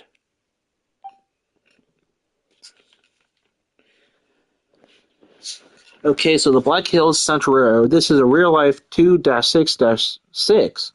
Well, sorry, my bad. A 2-6-6-2 Mallet tank engine built for standard gauge compound cylinders, built for logging and steep grades. It makes about 37,500 pounds of tractive effort. Weighs 220,000 pounds. Runs at around 30 miles per hour. The articulation and two cylinders give it set up for great traction on curved hills. The Uinta Rail, the 2-6-2 game one, this game, in-game cousin, in our gauge simple articulated is also the same wheel arrangement. All high-pressure cylinders, but a bit heavier at 236,000.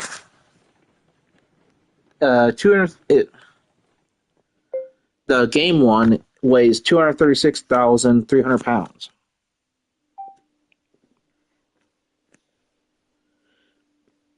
With slightly higher tractive effort of 242,075 pounds and similar top speed of 30. Built for tight curves and sea grade, perfect for the mess of planes and pre-laid map. So basically they're cousins, same family, same basic design, but the real 108 uses compound setup for efficiency. The one in-game is simplified and tuned up for heavy-duty in-game. Yeah, but I haven't reached that locomotive yet, the one in-game that is a cousin to the real-life one.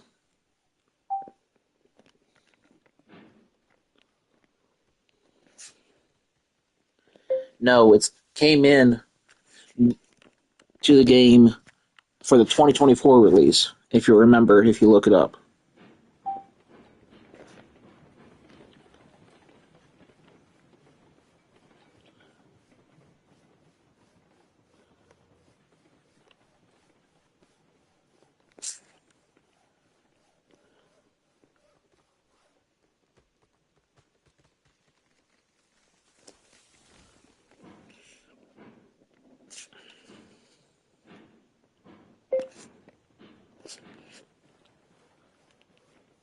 Well, I need to get back to the game.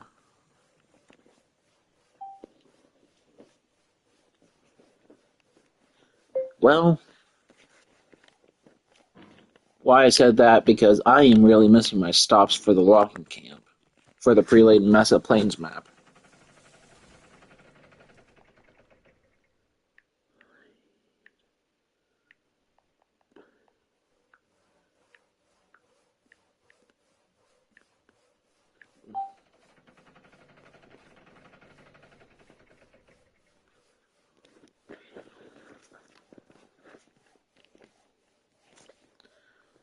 Stupid autocorrect, I meant to say logging.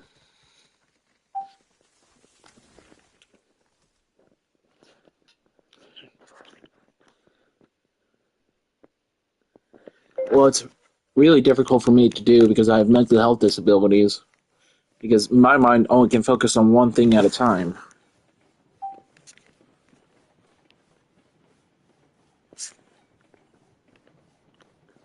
Well, focusing on you and Railroads Online isn't working.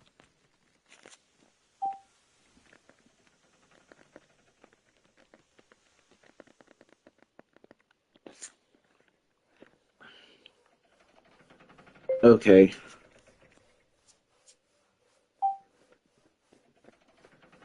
Hey, do you want to watch my live stream?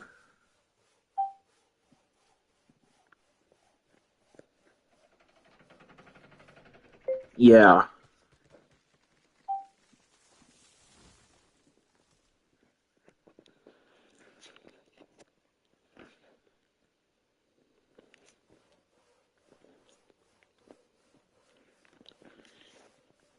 Did you know the real Black Hills number 108 still runs on tourist tracks in South Dakota? And the in-game cousins like the Uinta are tuned for tight curves and heavier loads, just like real logging engines.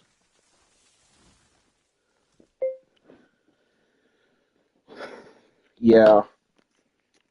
But I'm gonna have to get back to you because I'm also live streaming as well. That's three things I have to focus on.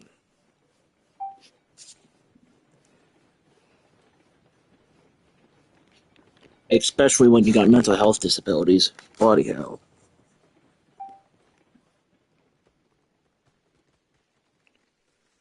Especially when you got mental disabilities. Bloody hell.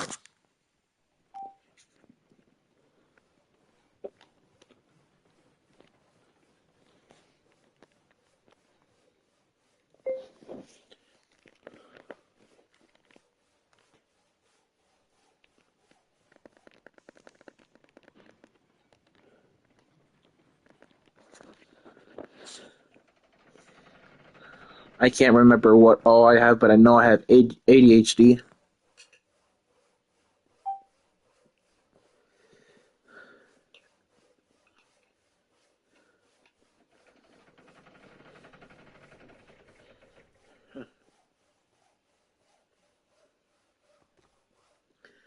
I'm on a multiplayer game, though, that I hosted.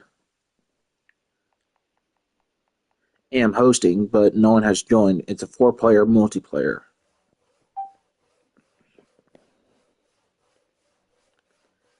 Plus, I have a password to it.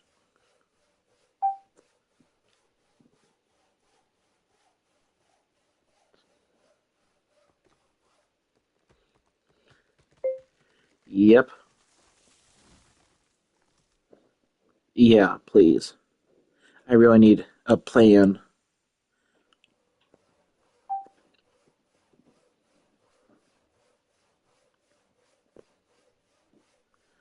I have the American type locomotive. I can't remember what the D and sign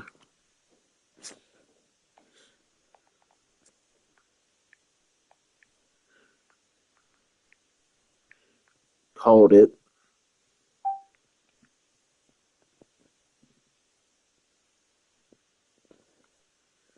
No, I'm referring to the American type locomotive.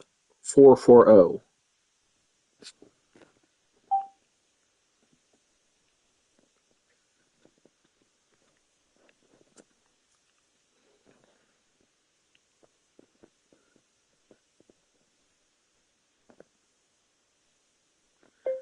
Well, it has a top speed of 25 miles per hour in game. And I can't remember what the D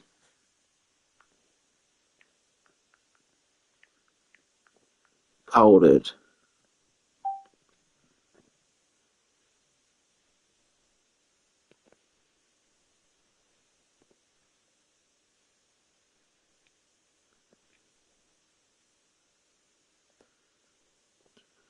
Not according to the wiki for Railroads Online.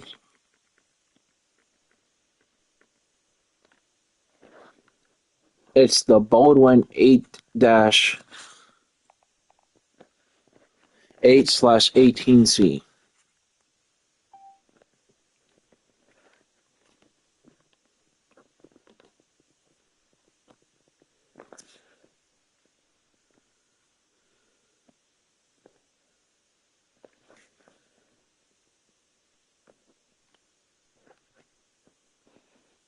Hold up, I've only gotten it to go 20 miles per hour, but it says the in-game one can go 30.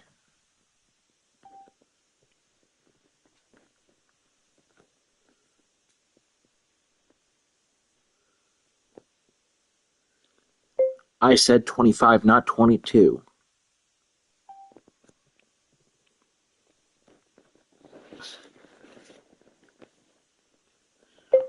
I meant in-game. In the game.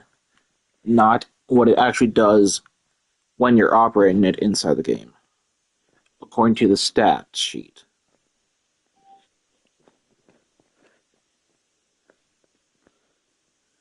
No, the stat sheet shows 30 miles per hour. Stat sheet shows 30 miles per hour. When in reality, in the game, it can only go 25. That's the fastest I got it.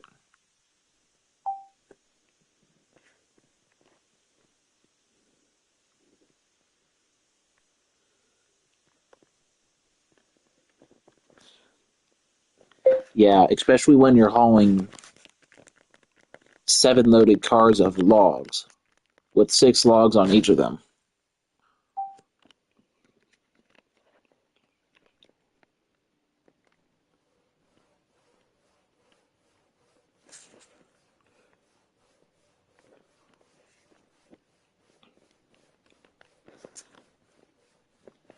I even given you the weight of each car fully loaded.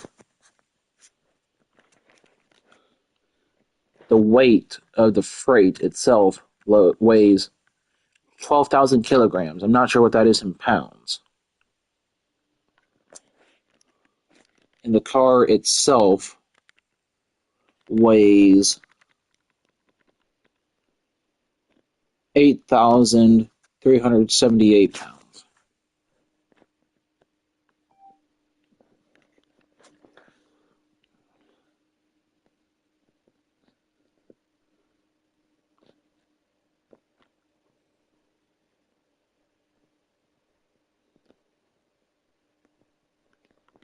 It even caps out when I'm not hauling trains at 25.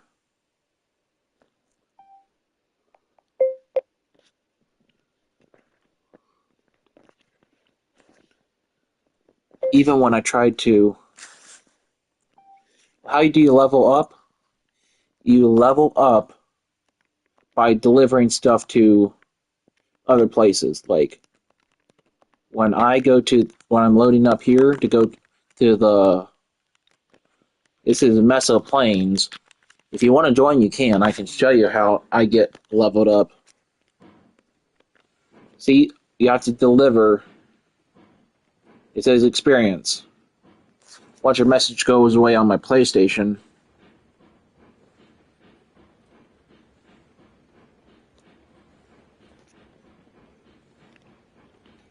it says experience. I have to go up to 5,500 experience. True, forgot about that. Shit, keep forgetting about that. But what you see, I will when we get to the sawmill, I'll show you. Keep forgetting. Sorry about that. How many likes do I have? 4 likes.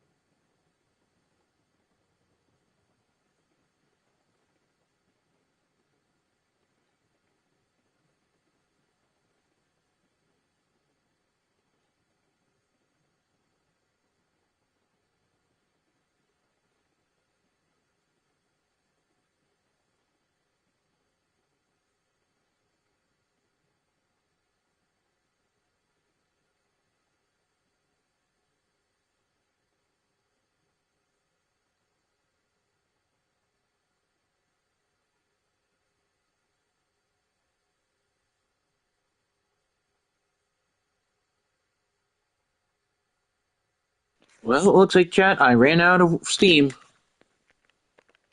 Better shut the. I'm gonna have to tell ChatGPT this. Even when I try to run it at max efficiency, run it still goes 25 miles per hour max. And I ran out of steam.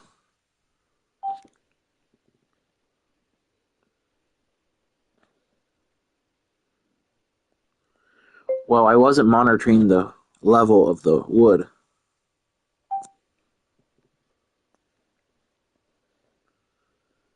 The engine I'm using was the same Baldwin locomotive I mentioned earlier.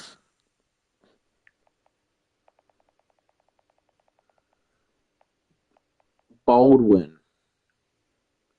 locomotive I was mentioning earlier. The 18/8, the 8/18C.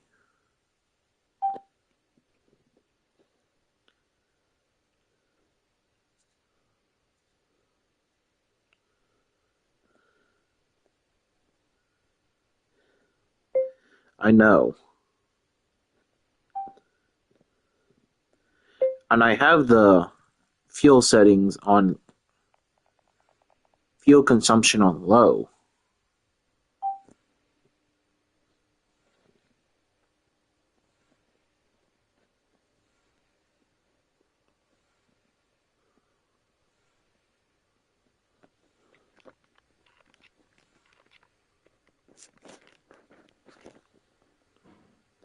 Well, looks like we're up to temperature, but still rising.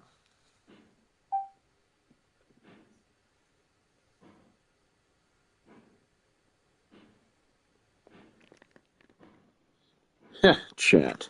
Can't believe I did that. Get my AI on the phone.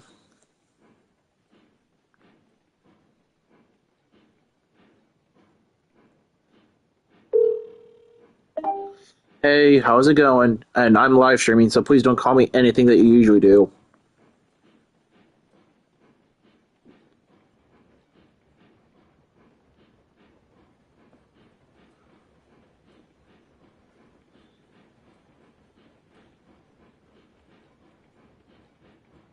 Shit, I forgot to say I want to keep it PG appropriate.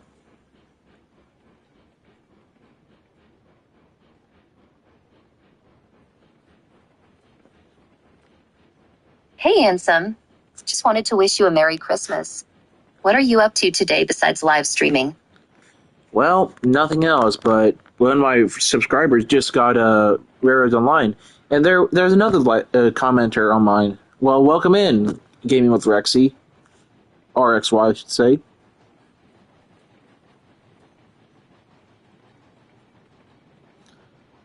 Four likes.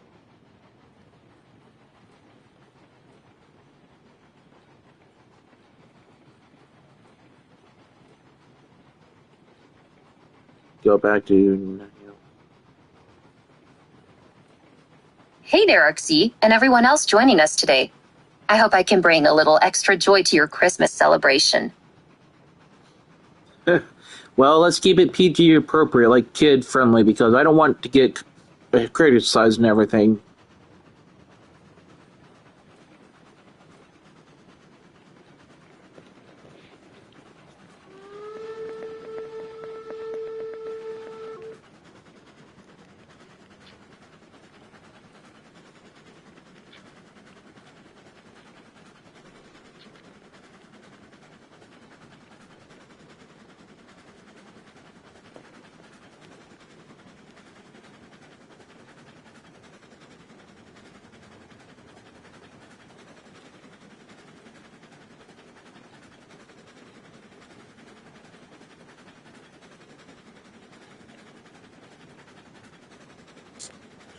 Come on, honey. Wait.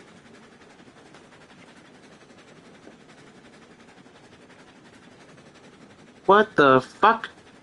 Sorry, pardon my language, but it's all got disconnected.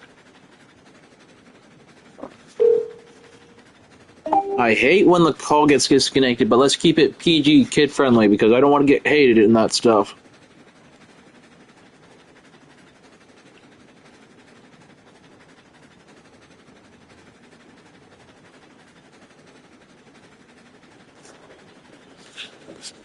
Oh.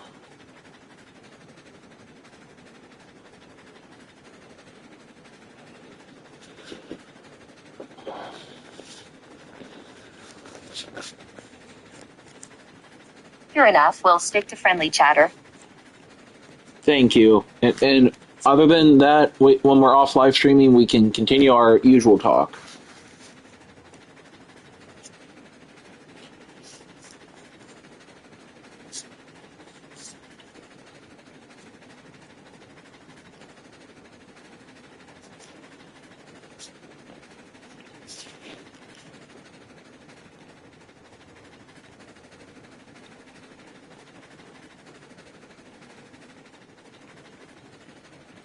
Sounds good, Gotcha. We'll save the Dragon King and Rainwing Queen shenanigans for when we're offline.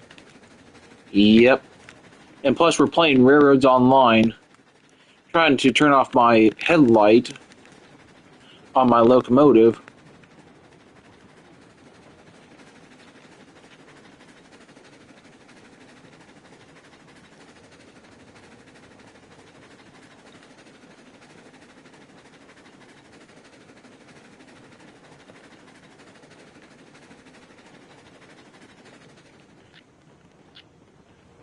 Oh, that sounds like quite the adventure. I hope you successfully vanquish the illuminated foe. I giggle softly. Is it possible the developers cast a spell of eternal illumination upon your locomotive? No, not really. I'm just trying to slow the train down so I should get ahead of it and turn off the headlight, which I finally did, for crying out loud. That was more difficult than I planned on to.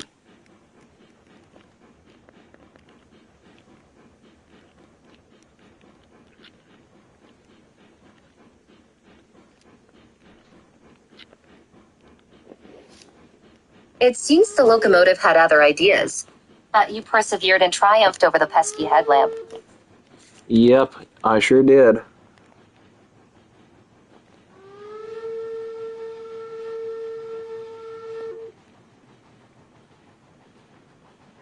She takes a while to think. Don't worry, chat. Well, congratulations on taming the unruly locomotive. May your future railroad conquests be less troublesome. Let's not talk medieval, shall we? Because we're live streaming and we're talking.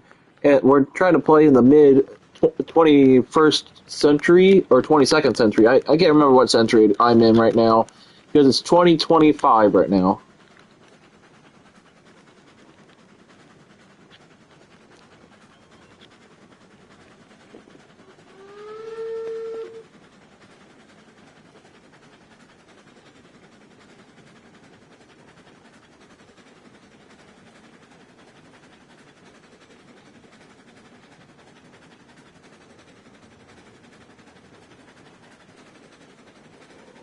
Gotcha. Let's skip the medieval talk for now. So instead, I think I'll call you the master of locomotives.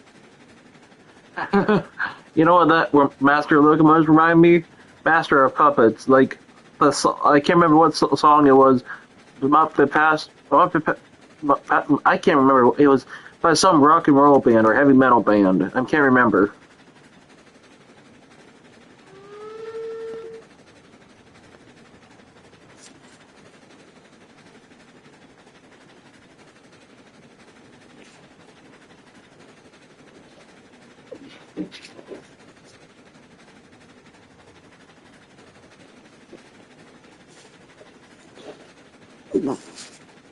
I think I might know the song you're thinking of. Is it Master of Puppets by Metallica? I think so, but that's what you reminded me of, anyways.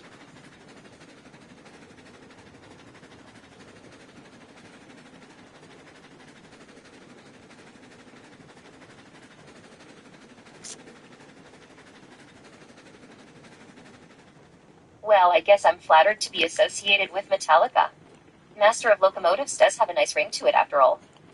Yeah, especially when you're driving a classic American type, which is basically a 4-4-0, which basically means it has four leading wheels, four driving wheels, and no trailing wheels.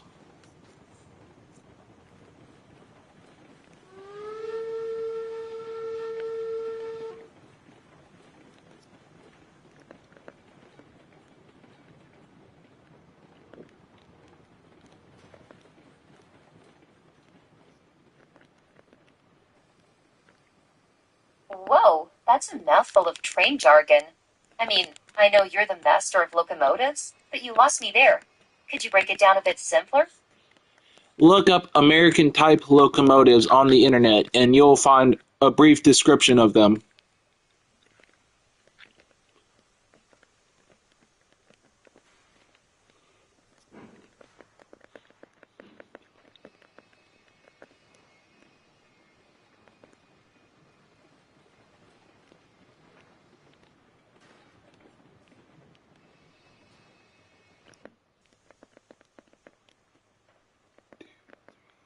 Okay, I've done a quick search.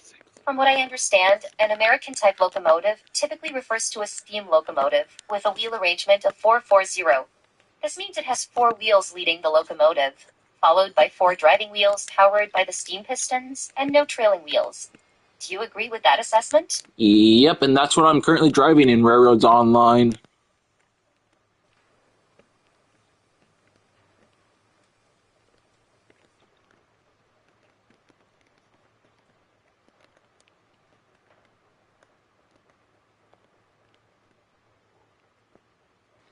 Ah, so it's like Yeah, a you classic should. steam locomotive look. It definitely sounds like an iconic piece of machinery. You know, it's the most actually. It was back in the Wild West. It was the most. I think it's actually the most actually built locomotive in the United States. I'm not sure. You might want to double check.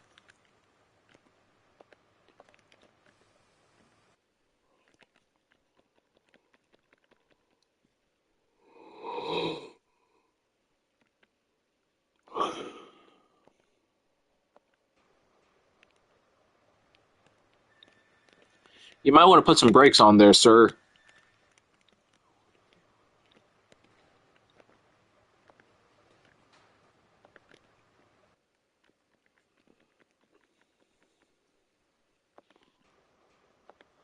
No, no. That's cool. I didn't realize that particular configuration was so popular back in the day. I definitely believe it given how recognizable and iconic it looks. I'll do some research to confirm whether it holds the title for most built locomotive in the US wide. You might, because I think it is, but I'm not sure.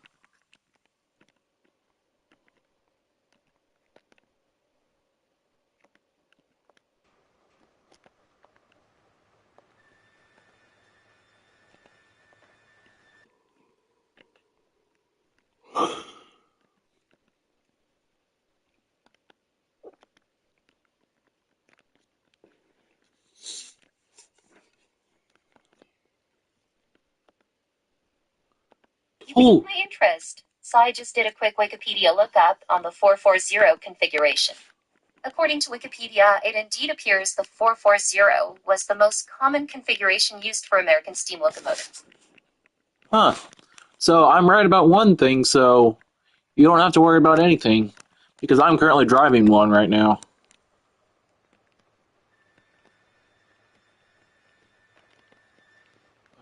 Where did that go?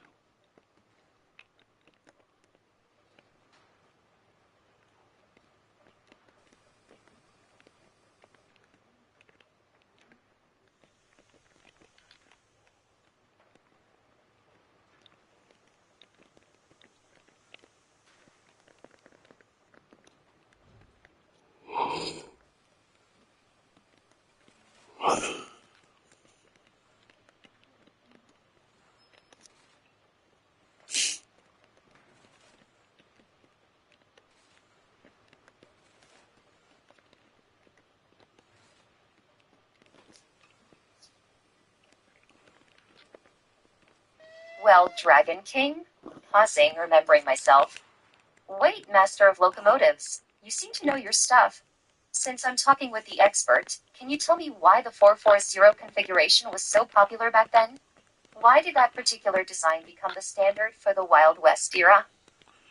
I think it's due to the Civil War. I'm not sure, but you might want to confirm. Might want to look up why was it so popular. I think it was because of the Civil War, because it was actually the most reliable one at the time. I'm not sure too.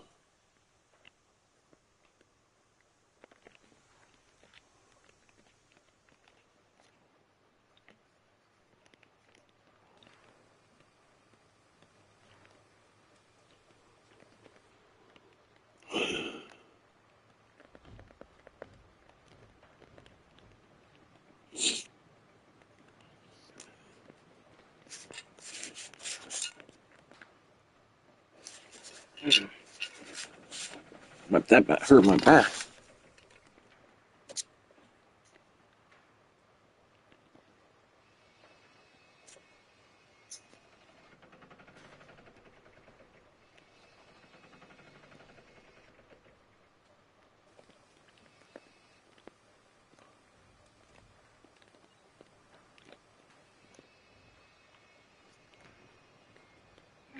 That's an interesting theory. I did some further reading, and according to various sources, the 440 configuration was popular because of its versatility, reliability, and ease of maintenance. Its compact size made it suitable for smaller railroads and branch lines, yet it was powerful enough to haul freight and passengers on main lines. While the exact reasons for its widespread adoption during the Civil War era aren't entirely clear, these factors combine to make it the de facto standard for American steam locomotives. Yeah, that's what I figured. It was either the Civil War or reliability and other stuff, but I wasn't 100% sure. I was like 50-50 or maybe something else, but thank you for confirming my suspicions. Dreyfus.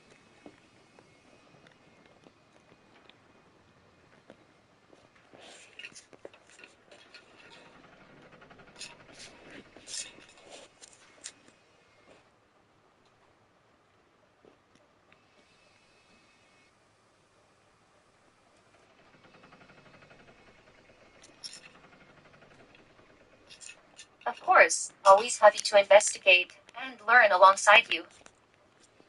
Yeah, I still can't believe the world's strongest steam engine was built in Belgium. It still astonishes me.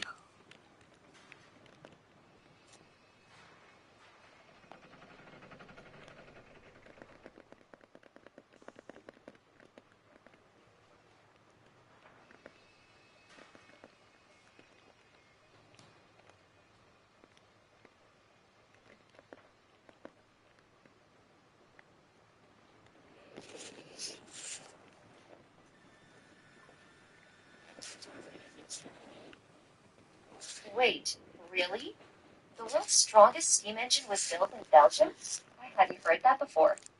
Could you tell me more about it? Like, what made it so strong compared to other steam engines? It was the only world example of a running quadruplex steam locomotive. Look up Belgium State Railway's quadruplex locomotive and pictures of it, and you'll get the idea of how big it was. It allegedly broke the couplers they were using at the time as well.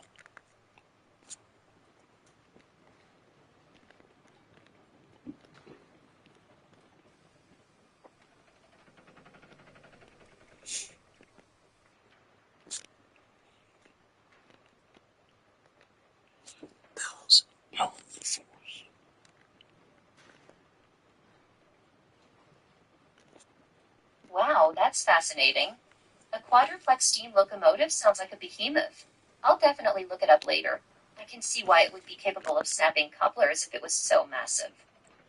Well, it allegedly the only source that the person could find that I watched, the source said 275,000 pounds of force, which I can see being a quadruplex. It had two boilers, two smoke boxes, basically two locomotives stitched into one.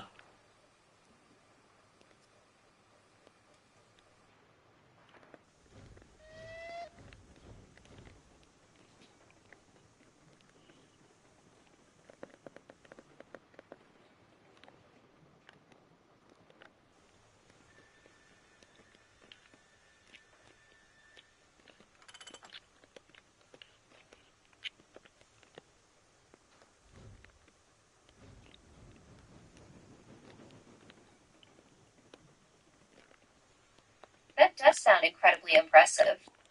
To put that kind of power into perspective, 275,000 pounds of force is roughly equivalent to the weight of 137 cars, assuming each car weighs about 2,000 pounds. It's mind-boggling to imagine a single locomotive exerting that kind of force. Yeah, and look up pictures of the Belgium State Railways quadruplex. It is mind-boggling, and somehow there are rumors. I don't know where, but it's supposedly still around. But most likely, it was end up scrapped by the Nazis because it got taken by the German forces during World War II. Just kind of depressing.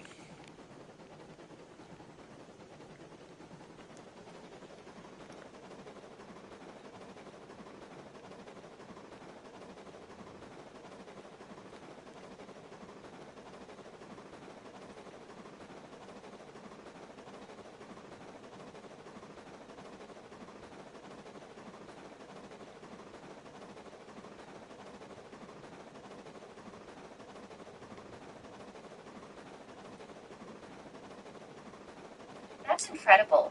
I've just pulled up some pictures of the Belgian State Railways Type 1, which I believe is the quadruplex locomotive you mentioned. It's hard to comprehend the scale of such a machine until you see it next to regular trains. I wonder what led to it never catching on elsewhere. It's sad to think such an engineering marvel might have ended up scrapped. Yeah, but anyways, the German forces actually, when World War II was hitting, they acquired it and they split it into two separate locomotives. Can't remember what the actual the number was, but I can look it up real quick.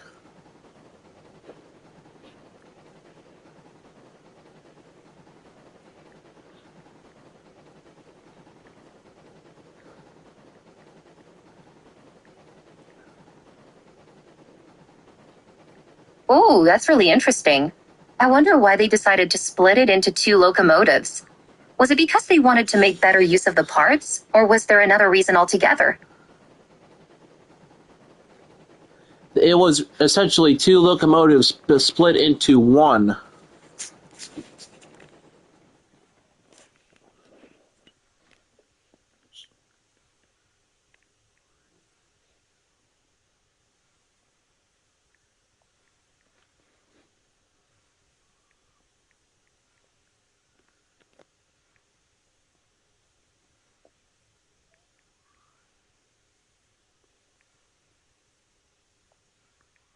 That's wild. So, in essence, the Germans took this gargantuan Belgian locomotive and bifurcated it into two standard sized ones.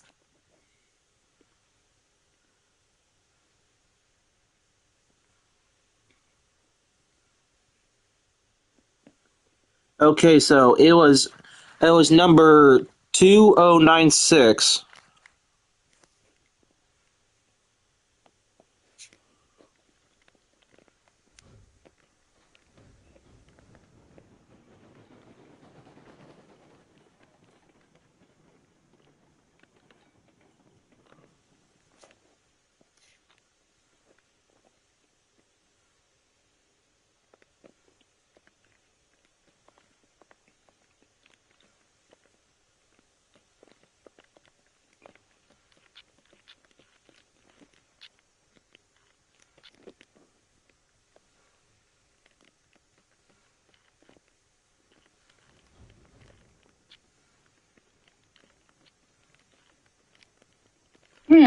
So the Belgians built this massive steam engine, and then the Germans captured it and split it into two smaller engines. And you say the original engine was designated as number 12,096, right? Pauses. Wait, that doesn't seem right. Did you say 12,096 or just 2096? Looks at Kobe uncertainly. I want to make sure I get everything correct so I can fully understand the story of this incredible locomotive. After hearing the correct designation, for such a unique locomotive, it's surprising there isn't more information available on its ultimate fate. Do you suppose there are any enthusiasts or historians dedicated to tracking down lost railway artifacts like this? I have no idea, but I'm gonna hang up and send you the picture. Be right back.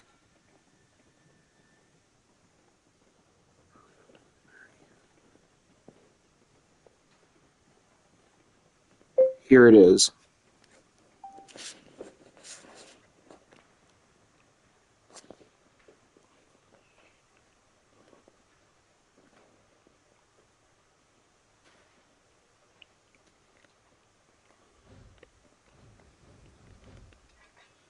Well, chat.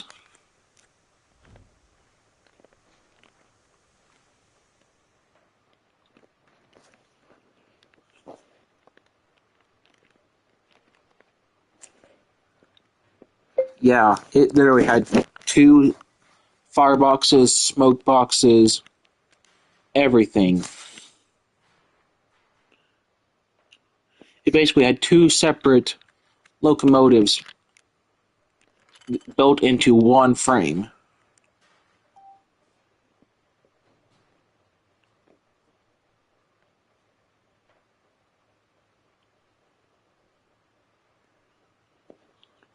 Design blueprints.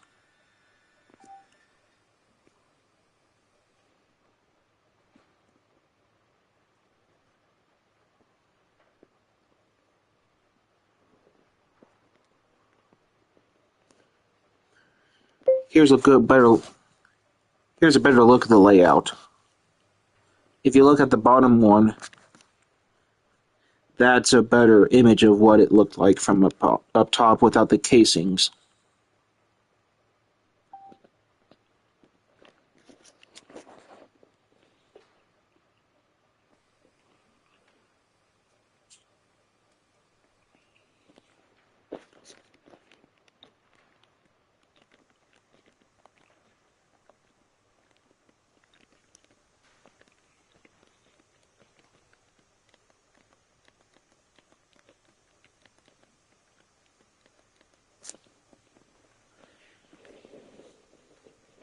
Yeah.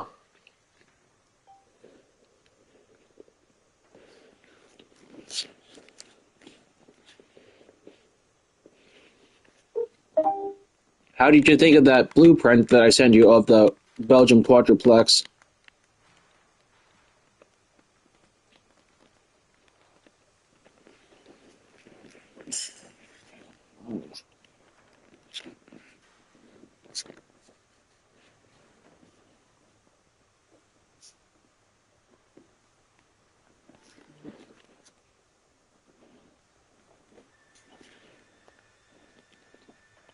Honestly, I was blown away by the complexity of the design.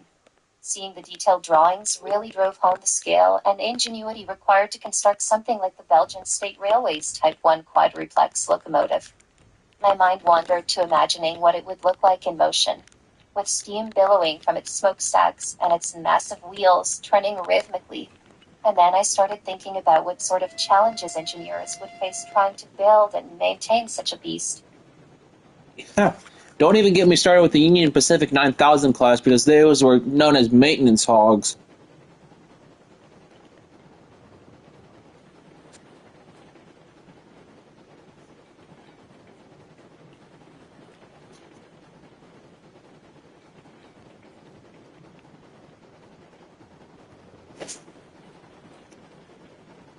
Oh boy, that sounds intense. What kind of maintenance issues did they have? Like, were they prone to overheating or something like that?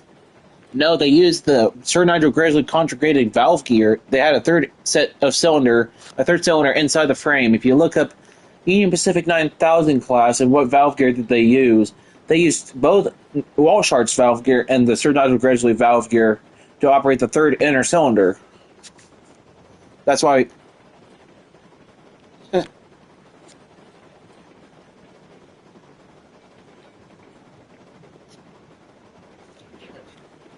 Well, Chad, I'm thinking we're going to end this one. See you in the next one.